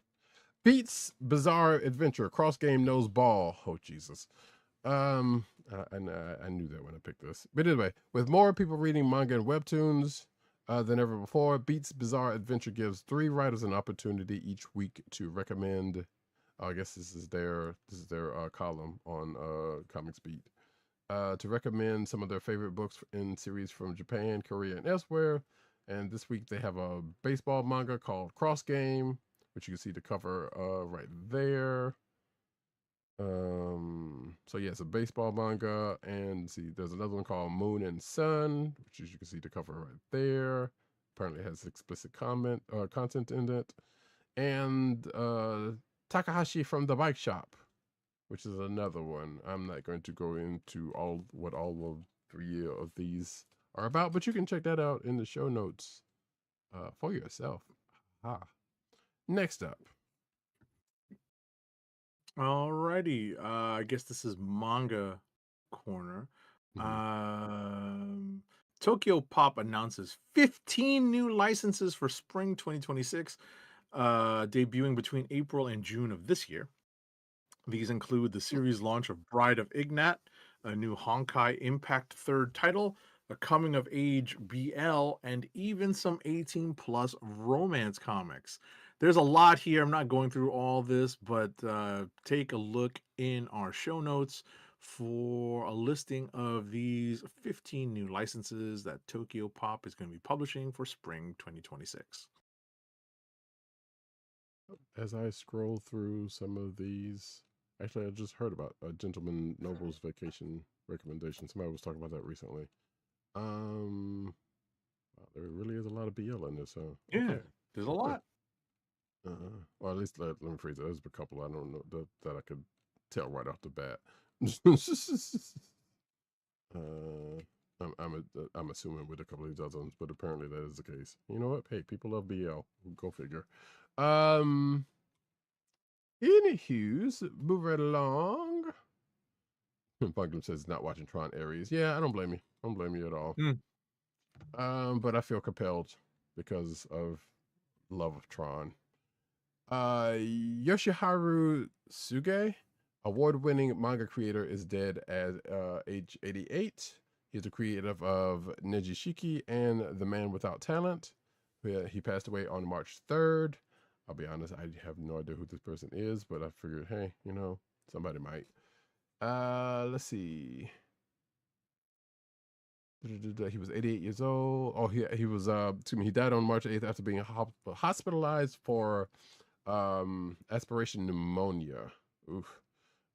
He was 88, of course, and he was a part of the Gigika, which in English means dramatic pictures movement of darker and more realistic adult and manga of the 1960s, and frequently explored themes like loneliness and the surreal. He also wrote essays and manga about travel and hot springs. So, you know, and it goes into his history there. So if you are interested in that and know who this person is, rest in peace, 1, and 2, you can check it out in the show notes if you want to learn more about them. Next up. All right, in comic book news. Yeah, some comic book news, and this was interesting to hear. This is something that I wanted to kind of explore at my comic shop. I just didn't have the opportunity to engage in this particular conversation for too long. I did mention it. Under new ownership, Beckett shuts down comic book rating through CBCS, right? So this is that's the comic reading service, and CBCS publisher, right? The grading company and marketplace Beckett, which was acquired by PSA and SGC parent Collectors Holding Inc. In December, shut down CBCS, its comic grading service, as of after through April 17th. It'll be shut down. Everything submitted through April 17th will be processed normally, and you know, the future plans for comic grading isn't exactly clear, right? So we still have the big player on the block, which is CGC, and I guess there's PSA has comic grading services also, but you know, I guess the marketplace is still going to have to sort itself out. When I first read this, I saw this, I was like, if they're shuttering this, how people are going to get their comic books graded? But that's not necessarily the case. That just means that this particular service that did that is being shuttered. Right. So, because I was about to say, quick, get the Venom 256 graded. I mean, obviously that's only sentimental value to us at this point, but yeah, right. Therein lies that. Yeah, I think right. I mean, PSA, you know, it's I guess its sister company is going to have its own slabbing service, so we'll see how this all sort of shakes out. Right. Yeah. Next, you know, because unfortunately the market's going to dictate who, you know, who the favored source for grading and slabbing comics ends up being. So, which actually is news to me, because I thought there was only one, which is why I came to the conclusion that I did at the time, and I did not know who it was until, you know, so, but I guess it does make sense if that's the case. So. Right, because right now the only, you know, what's left are PSA and CGC. Obviously, CGC is the big player, so we'll see how it all shakes out. Right, and I guess that was the other thing. It's like, because I know I have heard of CGC, and I was like, well, okay, is that a part of this, or what was the case? Or was the case? I did not know there were like separate separate entities. Yeah, they're separate. Yeah, they're Yeah. separate. So the more you know. Ding, ding, ding, ding. Anyway, Oh Weiss and no. I know I could pull it up, but I'm not. Weiss and Hickman's new Dragonlance from Random House Worlds is a book that's coming. So Margaret Weiss and Tracy Hickman's it's a new Dragonlance novel. It's called Dragonlance War Wizard. Will be released by Random House Worlds in hardcover on August 4th. The new novel is the first in the new Dragonlance trilogy, following the announcement by new Dungeons and Dragons head Dan Ayub last fall. Excuse me, that the famed writing team would be more involved in D&D going forward. So the novel is set in the world of Kryn. Still tells the story of Magus, a boy with rare gift for magic, and his friend Huma, a young man studying for knighthood, and while the pair would later fight together to defeat the Queen of Darkness. This story tells of their early lives. It's 352 page novel. That's going to be released when I said it was going to be. There's also going to be a Critical Role novel based off the Mighty Nine part. It's called The Mighty Nine Children of Empire, written by Hugo Nebula and Ignite nominated author Nebedita Sen. It's 288 page novel, and it is the official sequel to the Mighty Nine campaign from Critical Role, bridging the stories of Critical Role campaigns 2, the Mighty Nine, and 3 Bells Hells. So there you go. That's going to be on November 10th of this year at $30. So any of that, that's a nice Supergirl costume. If you're interested in either one of those, check them out. Next up. Oh, perfect. You got this one. Let's see. New comics nonprofit Bodega launches the Brooklyn Expo of Comics. A group of comics titans have united to form a new nonprofit dedicated to supporting and sustaining comics and graphic arts in Brooklyn and New York, appropriately named the Brooklyn Organization, dedicated to the endurance of the graphic arts.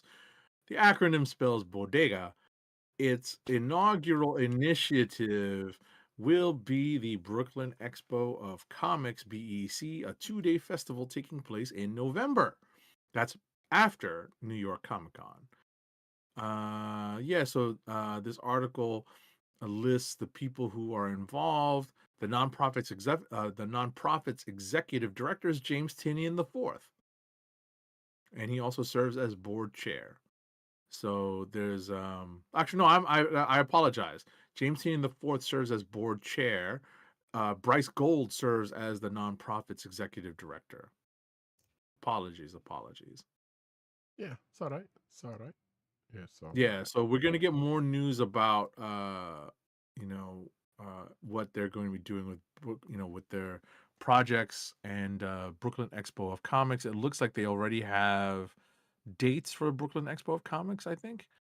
November 14th and 15th in Williamsburg, Brooklyn. So I'm going to check the link out and see where the what location they're going to be using.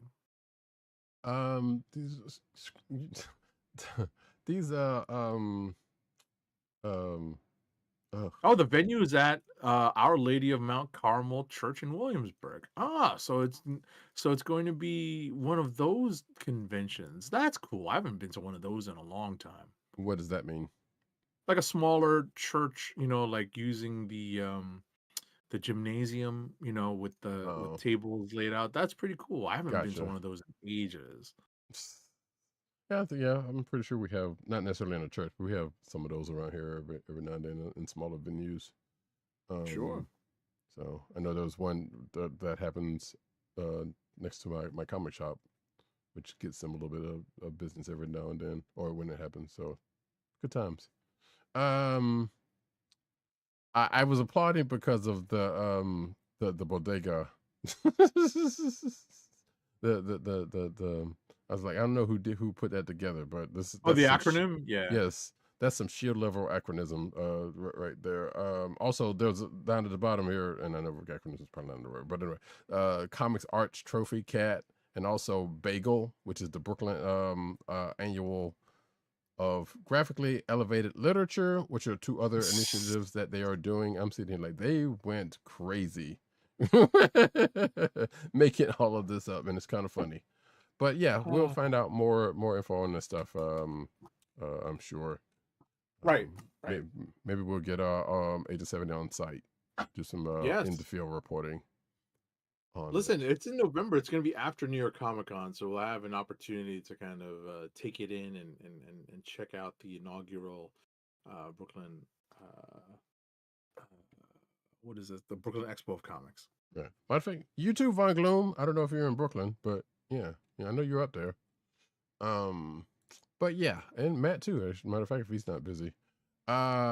Next up, Free Comic Book Day.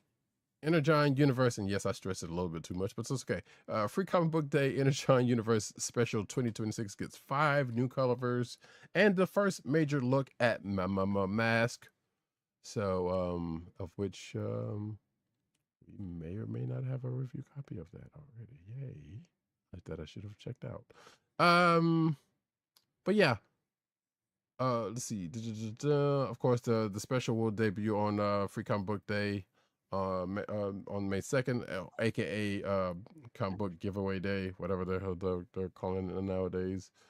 Let's see. A standard retail edition will follow on May 6th. I saw this last year and I was like wondering, like, wait, so basically if you didn't get a copy of it on Free Comic Book Day, they put it back out on sale like a week later, which I guess is smart, get your money, but I'm like, man, that kind of sucks. In a way. But hey, like I said, it is what it is. It'll featuring, but yeah, so the standard retail version will be on the 6th with the same stories along with a new set of covers for collectors, and some more variant covers. As I say, I'm not going to go through all of that. There's a quote here about the Energon Universe special from Ben Abernathy. And actually, I'm not gonna even talk about that either, but it's fine because it is what it is. But there is a cover for, or there are the 2 covers, excuse me, for the Energon Universe special. So, I don't know which one is the actual one, and I'm assuming the rest of these are. Well, I'm assuming the second one is probably the A cover. The rest of these are variants, presumably. Either way, we'll find out then. So, oh wait, no, here we go. So the A cover is by Peni Parker, which so this must be in order, which means this Mask one is the A cover. Got it. Okay. Either way, that's the thing. It's coming. We'll be talking about it. Next up. So comic book shops get a Robert Kirkman Art Adams surprise. I did not get mine. So Terminal marks Kirkman's big return to superhero comics, joining forces with Joe Casey, Andy Kubert, and more. So what we're getting here is an exclusive Art Adams cover for Terminal that surfaced unexpectedly in Select Comics, the magazine #2 retailer pack. So I actually did get Comics, the magazine #2 this week. It has the Battle Beast cover, right? That's the regular cover. I got the main cover.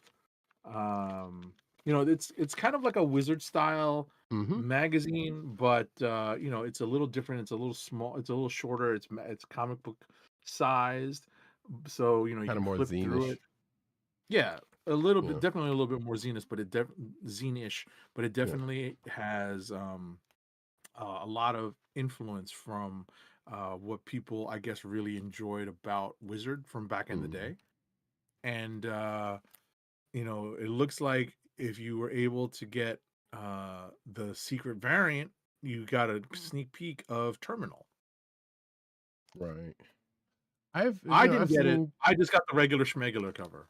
Right. I've seen people. This costs $2.99 a pop, so it's not like the worst, It's not like it's not going to break the bank just to pick it up. So that I was actually going to ask you if you have, because I don't think I have seen the book around here. I mean, I know it's optional whether your shop picks it up or not, and maybe I hadn't looked, also hadn't really looked that hard in my shop, because I know where sometimes some of the stuff, sometimes the stuff is laid out and sometimes the stuff is up front, so I don't know. But I should ask them if they, because I do want to actually check out the book. Just because, like I said, I've heard decent things about it. I know there have been people who have been like, yeah, this could do this better, this, that better, and that's not, from comics professionals or whatnot, or at least a couple that I've seen talking about it. But the fact that we have a book out there and people are kind of, root behind it is pretty cool. So that's nice. And yeah, I guess I shouldn't be surprised that you have one. But because that you found it, right? Because you're in an area that I'm pretty sure they would be apt to, sell it in, as opposed to my area. Von Gloom says, so like Wizard magazine minus Mort of the month. Oh my goodness, Mort of the month. I guess because I didn't read Wizards all that much, so I don't know. Yeah, I remember Mort of the month. I may have picked up a Wizards magazine like probably once. I know I picked up the big ass what's that big the comic book guide, the big thick like phone book look one that that had the prices and stuff in it. Right, I picked up Wizard when I liked what I had to flip through it. That's the thing. Like if I didn't like what what I saw, I wouldn't pick it up. But sometimes I picked it up for the cover and a couple of the stories, and that it was enough of an enticement to pick it up. Right. Or maybe I'm also thinking of Computer Shopper, and I'm pretty sure because that was, anyway, that's just me being my nerdiness. Let's moving right along before we get it. Next up, go down that road. Comic sales explode as Image Comics gets the Absolute Batman effect. So yeah, apparently Image saw huge sales spikes driven by creator-owned hits like Fireborn and Corpse Knight. Titles such as Tigress Island, which I meant to check that out, Narco, Malevolent, and Dork are breaking sales attrition trends. Ice Cream Man still around. Redcoat, G.I. Joe, and The Scorch are seeing order increases. I'm not surprised by G.I. Joe in the least.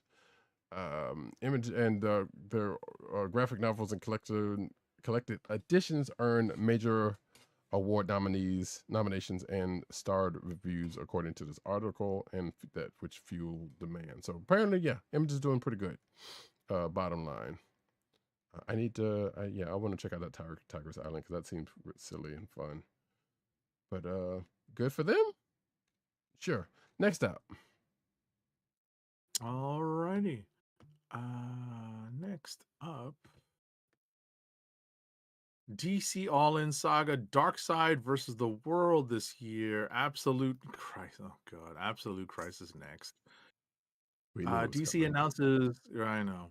DC announces DC All-In Saga Darkseid versus the World by Scott Snyder and Sanford Green for release this year. The story revisits Darkseid after DC's KO. King Omega explores the new gods and Superman's mysterious fate.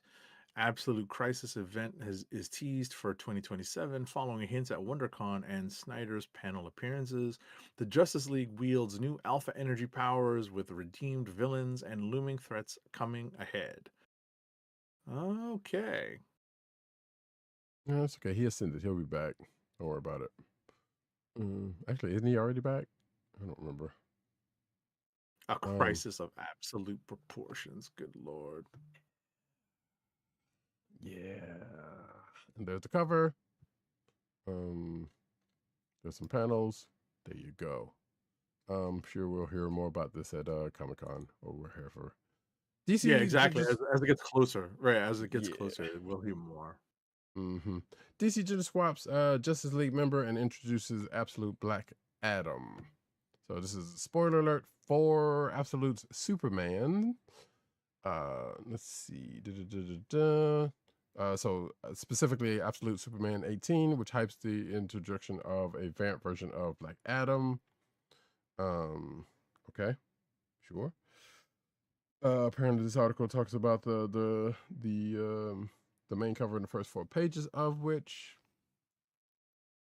And yeah, it kind of goes in that story, but you know what? You can check that out for yourself.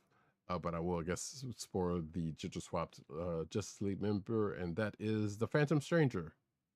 Which, by the way, there was also a gender swap in Invincible this week because the character of Tech Jacket apparently was male, and is not in the show. Oh. Which I remember seeing Tech Jacket as a comic book, by the way, and I don't remember it being associated with the Invincible. So that was a whole nother thing that I was weird to see. Anyway, next up. Hold on, trying to get this open. Mm-hmm. Okay. X. Here we go. The DC universe has a brand new team of Titans, and they are already a massive problem for the originals. So, over the course of New Titans number 33 by Tate Brombal, Sammy Boss, Adriano Lucas, and Tom Napolitano, readers watch as the eponymous heroes tackle one threat after another. At the same time, Nightwing receives ominous messages from their communal coffee pot. Soon enough, Nightwing is taking out his frustrations on the machine, all while the New Titans, led by John Kent, are making their way through the door, adding another layer to whatever simulation or dreamscape the Titans have been trapped within. Okay. Yeah, Okay. yeah, wasn't aware of that either. Also, I'm assuming New Titans was a name change and not a book that's been around for 33 issues. Right. Because I was like, wait, I don't remember seeing anything about that. But then again, haven't been really following Titans all that closely either. So, cool, sure. Next up, DC omnibuzes Gray Palmiotti and Connor's Power Girl and more. Let's see. So, Power Girl, the New Beginnings and Old Friends omnibus will be collecting the complete series by Justin Gray, Jimmy Palmiotti, and Amanda Connor, and related issues with new essays and sketches by Palmiotti, Connor, and Judd Winnick. The Palmiotti Connor series launched strong back in 2009, according to this article, coming in at number 25 for the first issue. I guess there was something in one of their columns. So yeah, and it goes into that's collecting, which is JSA Classified number 1 to 4, Supergirl number 12, Terra number 1 through 4, Power Girl number 1 through 27, and Wonder Woman number 600. So that is going to be 880 pages hardcover and released on August 4th of this year. $425. Wow. Next up. That's a big omnibus. Yeah, really. Legendary X-Men writer Chris Claremont's latest series will be Gambit Wanted, a 5-issue series set shortly before the Cajun mutant thief joined the X-Men. Created with artist Robert Gill, the book will pit Gambit against none other than Daredevil's longtime enemy Bullseye.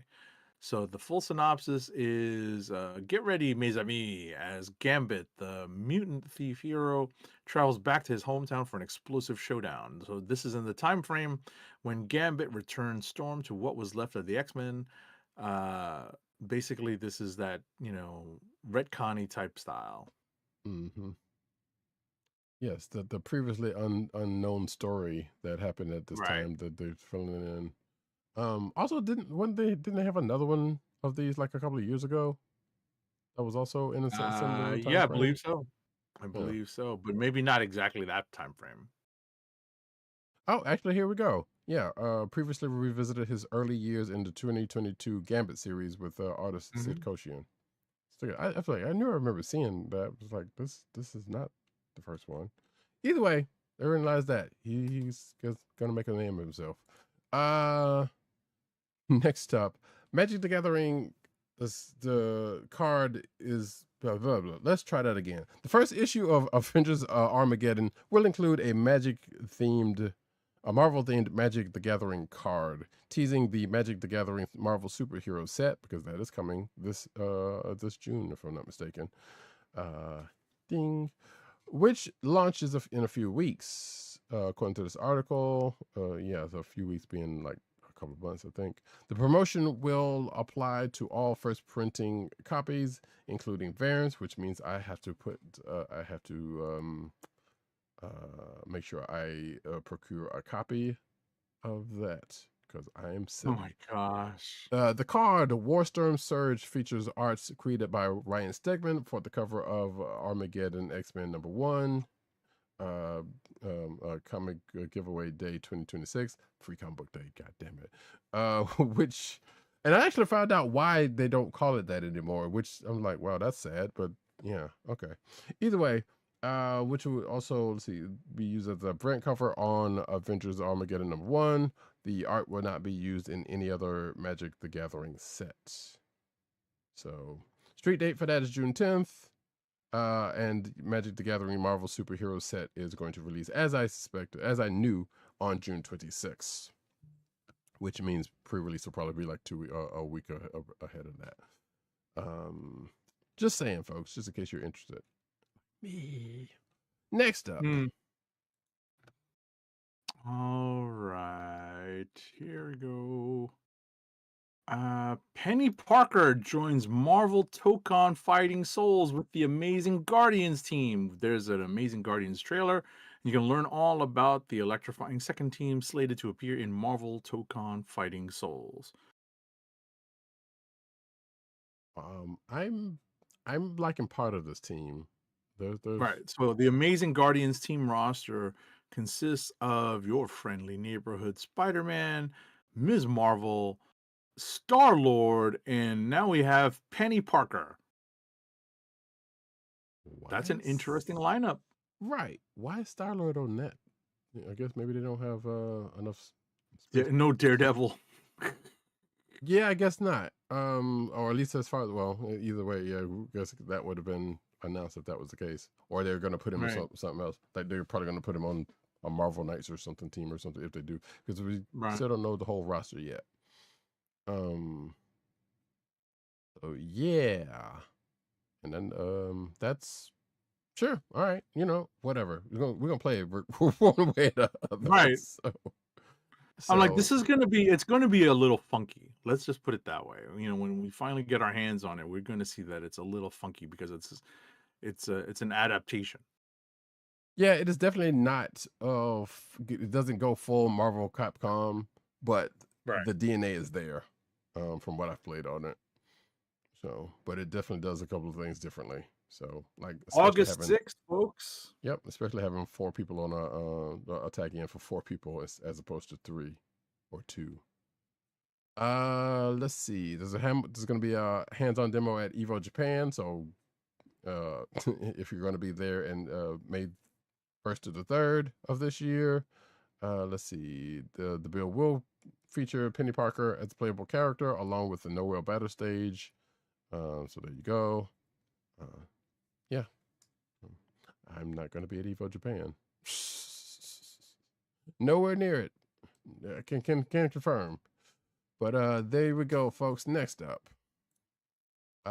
Abrams announces direct market exclusive edition of Alex Ross's Marvel Dimensions, It's going to be in 2 formats, included limited edition with signed print.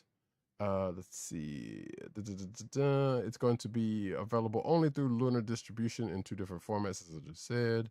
The Lunar exclusive edition is a hardcover with an acetate sleeve and an exclusive print with an MSRP of 50 bones.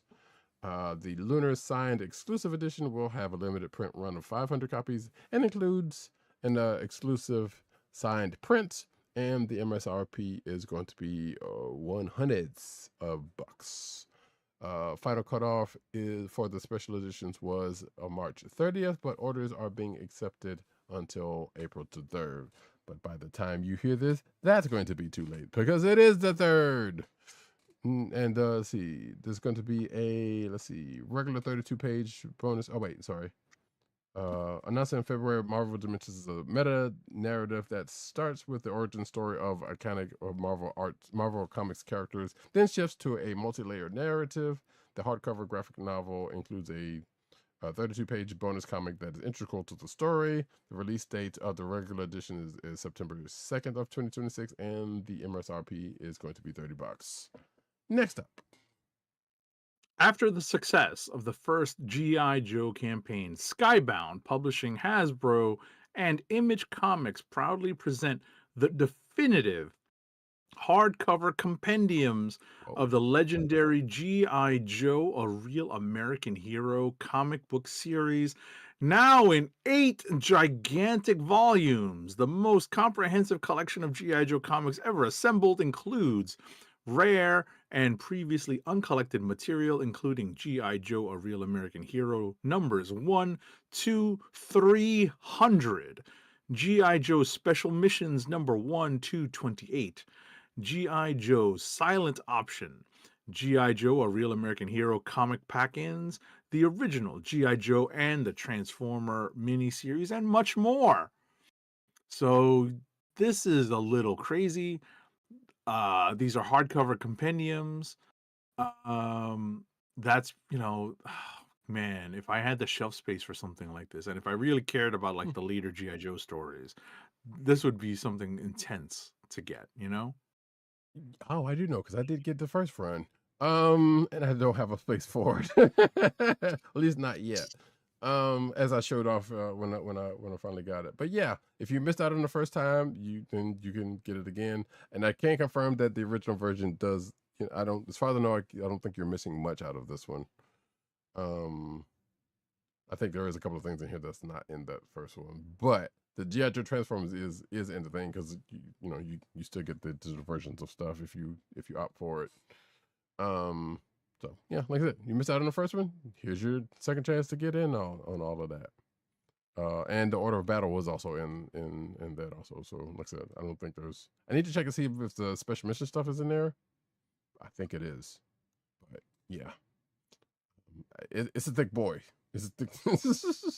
It's a thick boy. And as you just saw, if you're watching the video version, you saw the numbers go up again in real time. That's funny.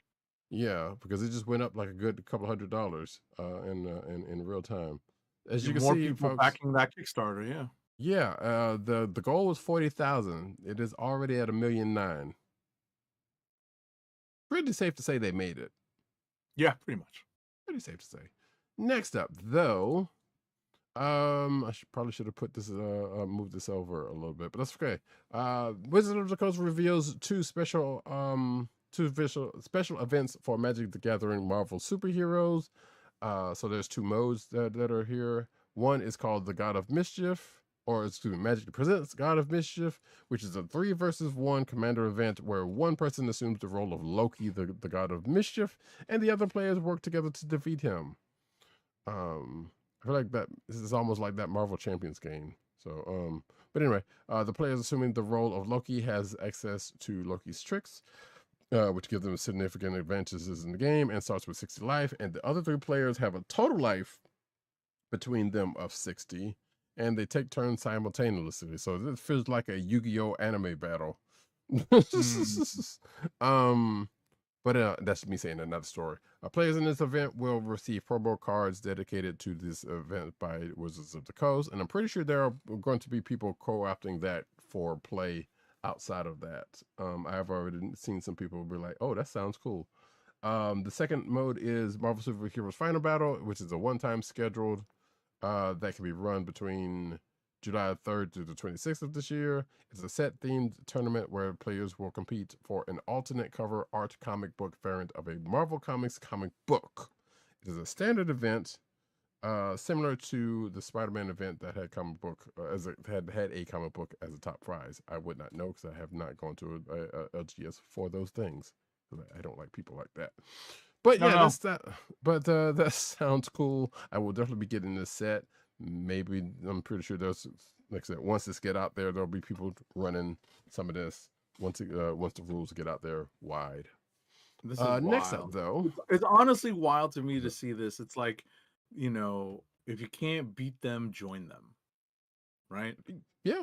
Well, I mean, they couldn't get, they right. couldn't get their own their own collectible card game up and running to really compete. So they basically made themselves part of the Magic the Gathering world.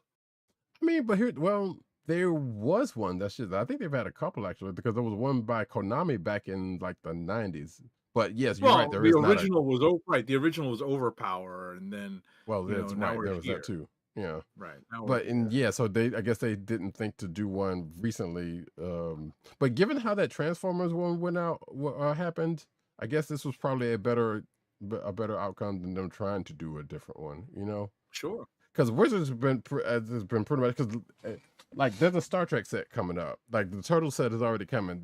Wizards have pretty much been going out there and saying, hey, let's do a collab for all these other. Now, granted, people haven't been liking it, but people have been buying it.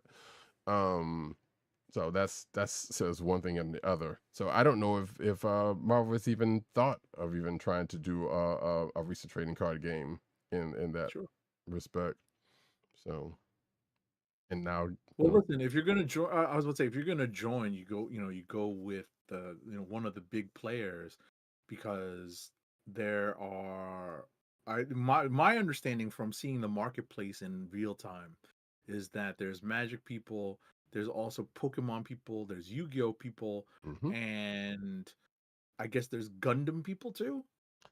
Yeah, but Gundam's kind of hard to find. That's the problem with that one. But yes, that is out there. That's what I hear. But yeah, you're right. Like I said, if it's not Magic or Yu-Gi-Oh, then it's like, yeah, you got your Pokemon people, and then whatever. I mean, to be fair, there's also a Star Wars. I mean, yes, there's a Star Wars trading card game that is also still out there, but that's still kind of under all of those ones, Gotcha. So, and then sure, somebody be like, well, what about this? No, we're talking about the big ones, folks. Come on, the one that pretty much everybody knows about. Exactly. Like I need to go. No, there's a couple of gaming stores in New York City that I can hit up and just go see what's selling.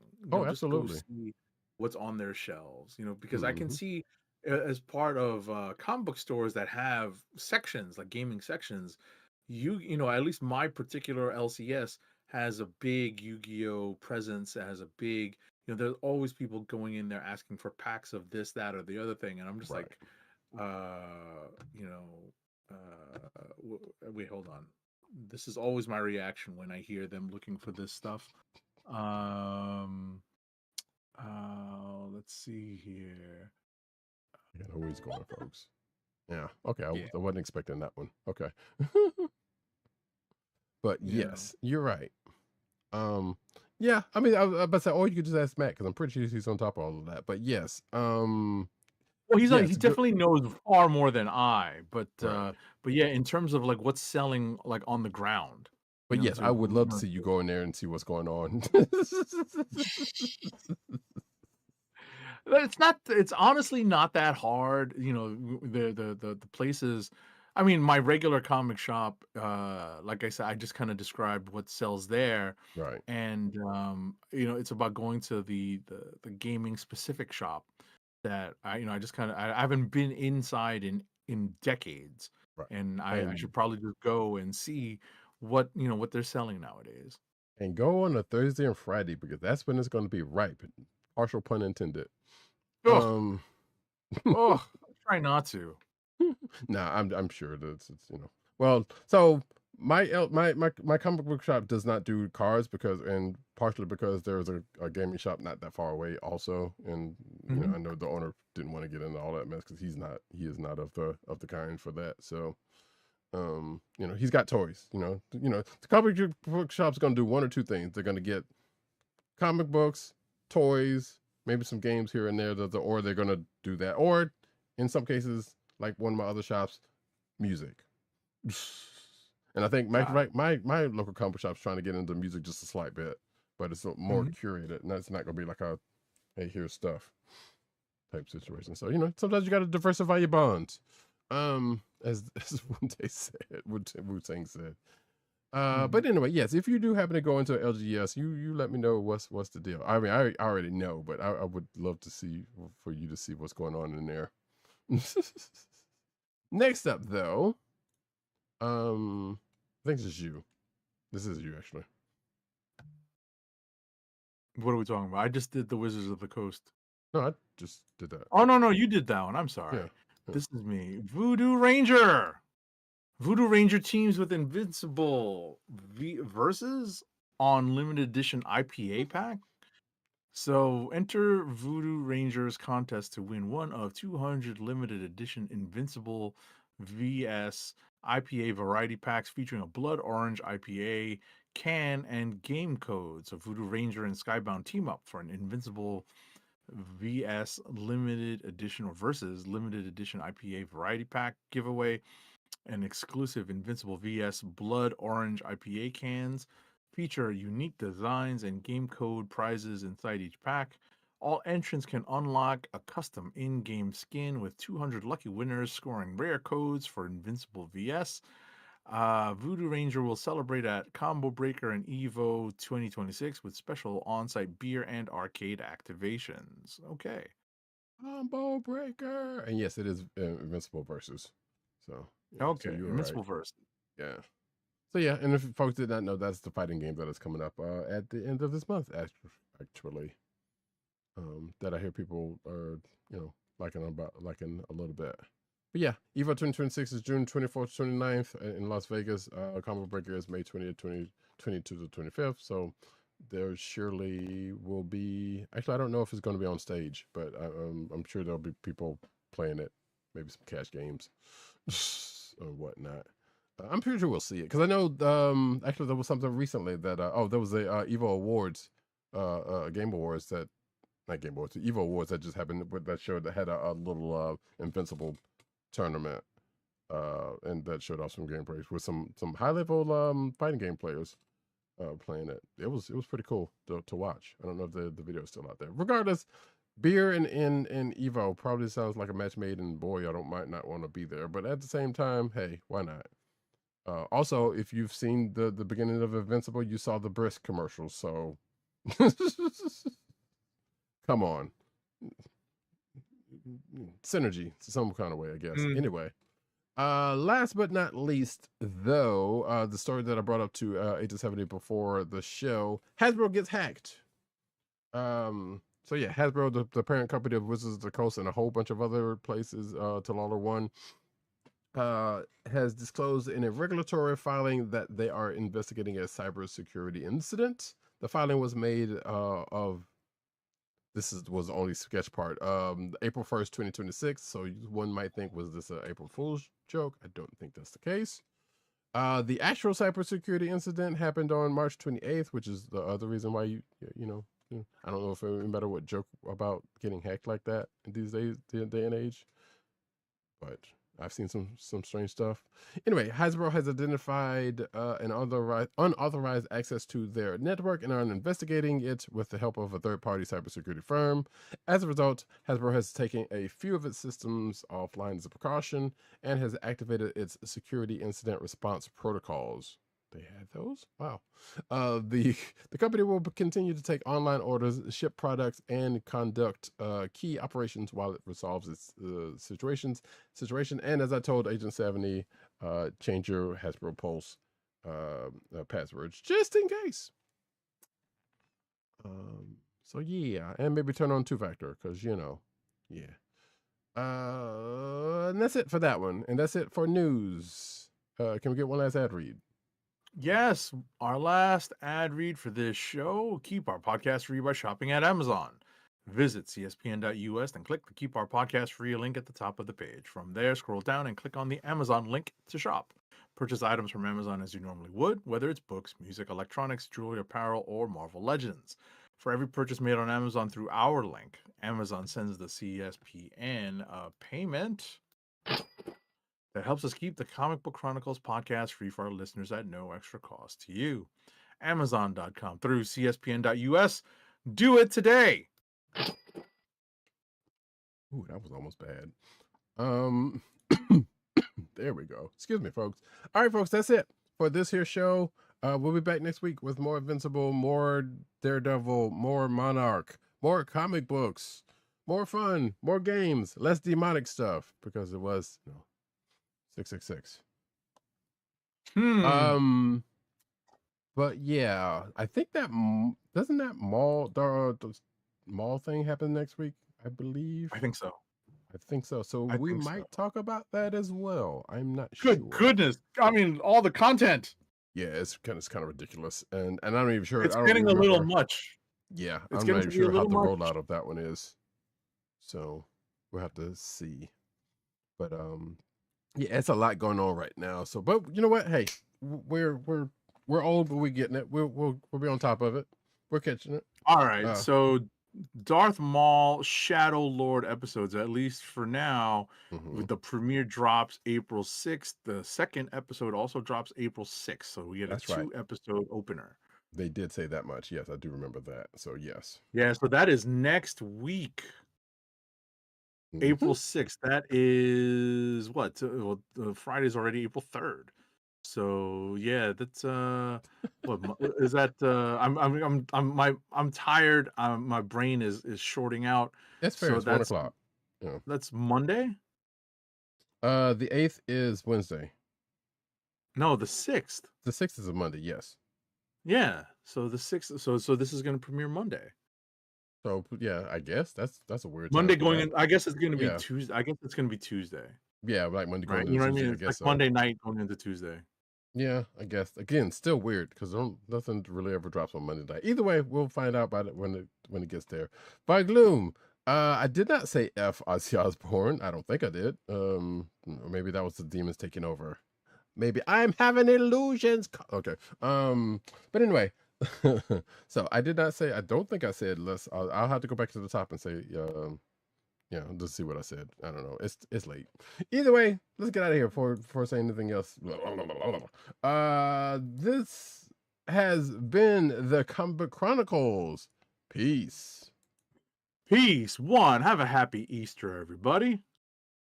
And knowing is half the battle.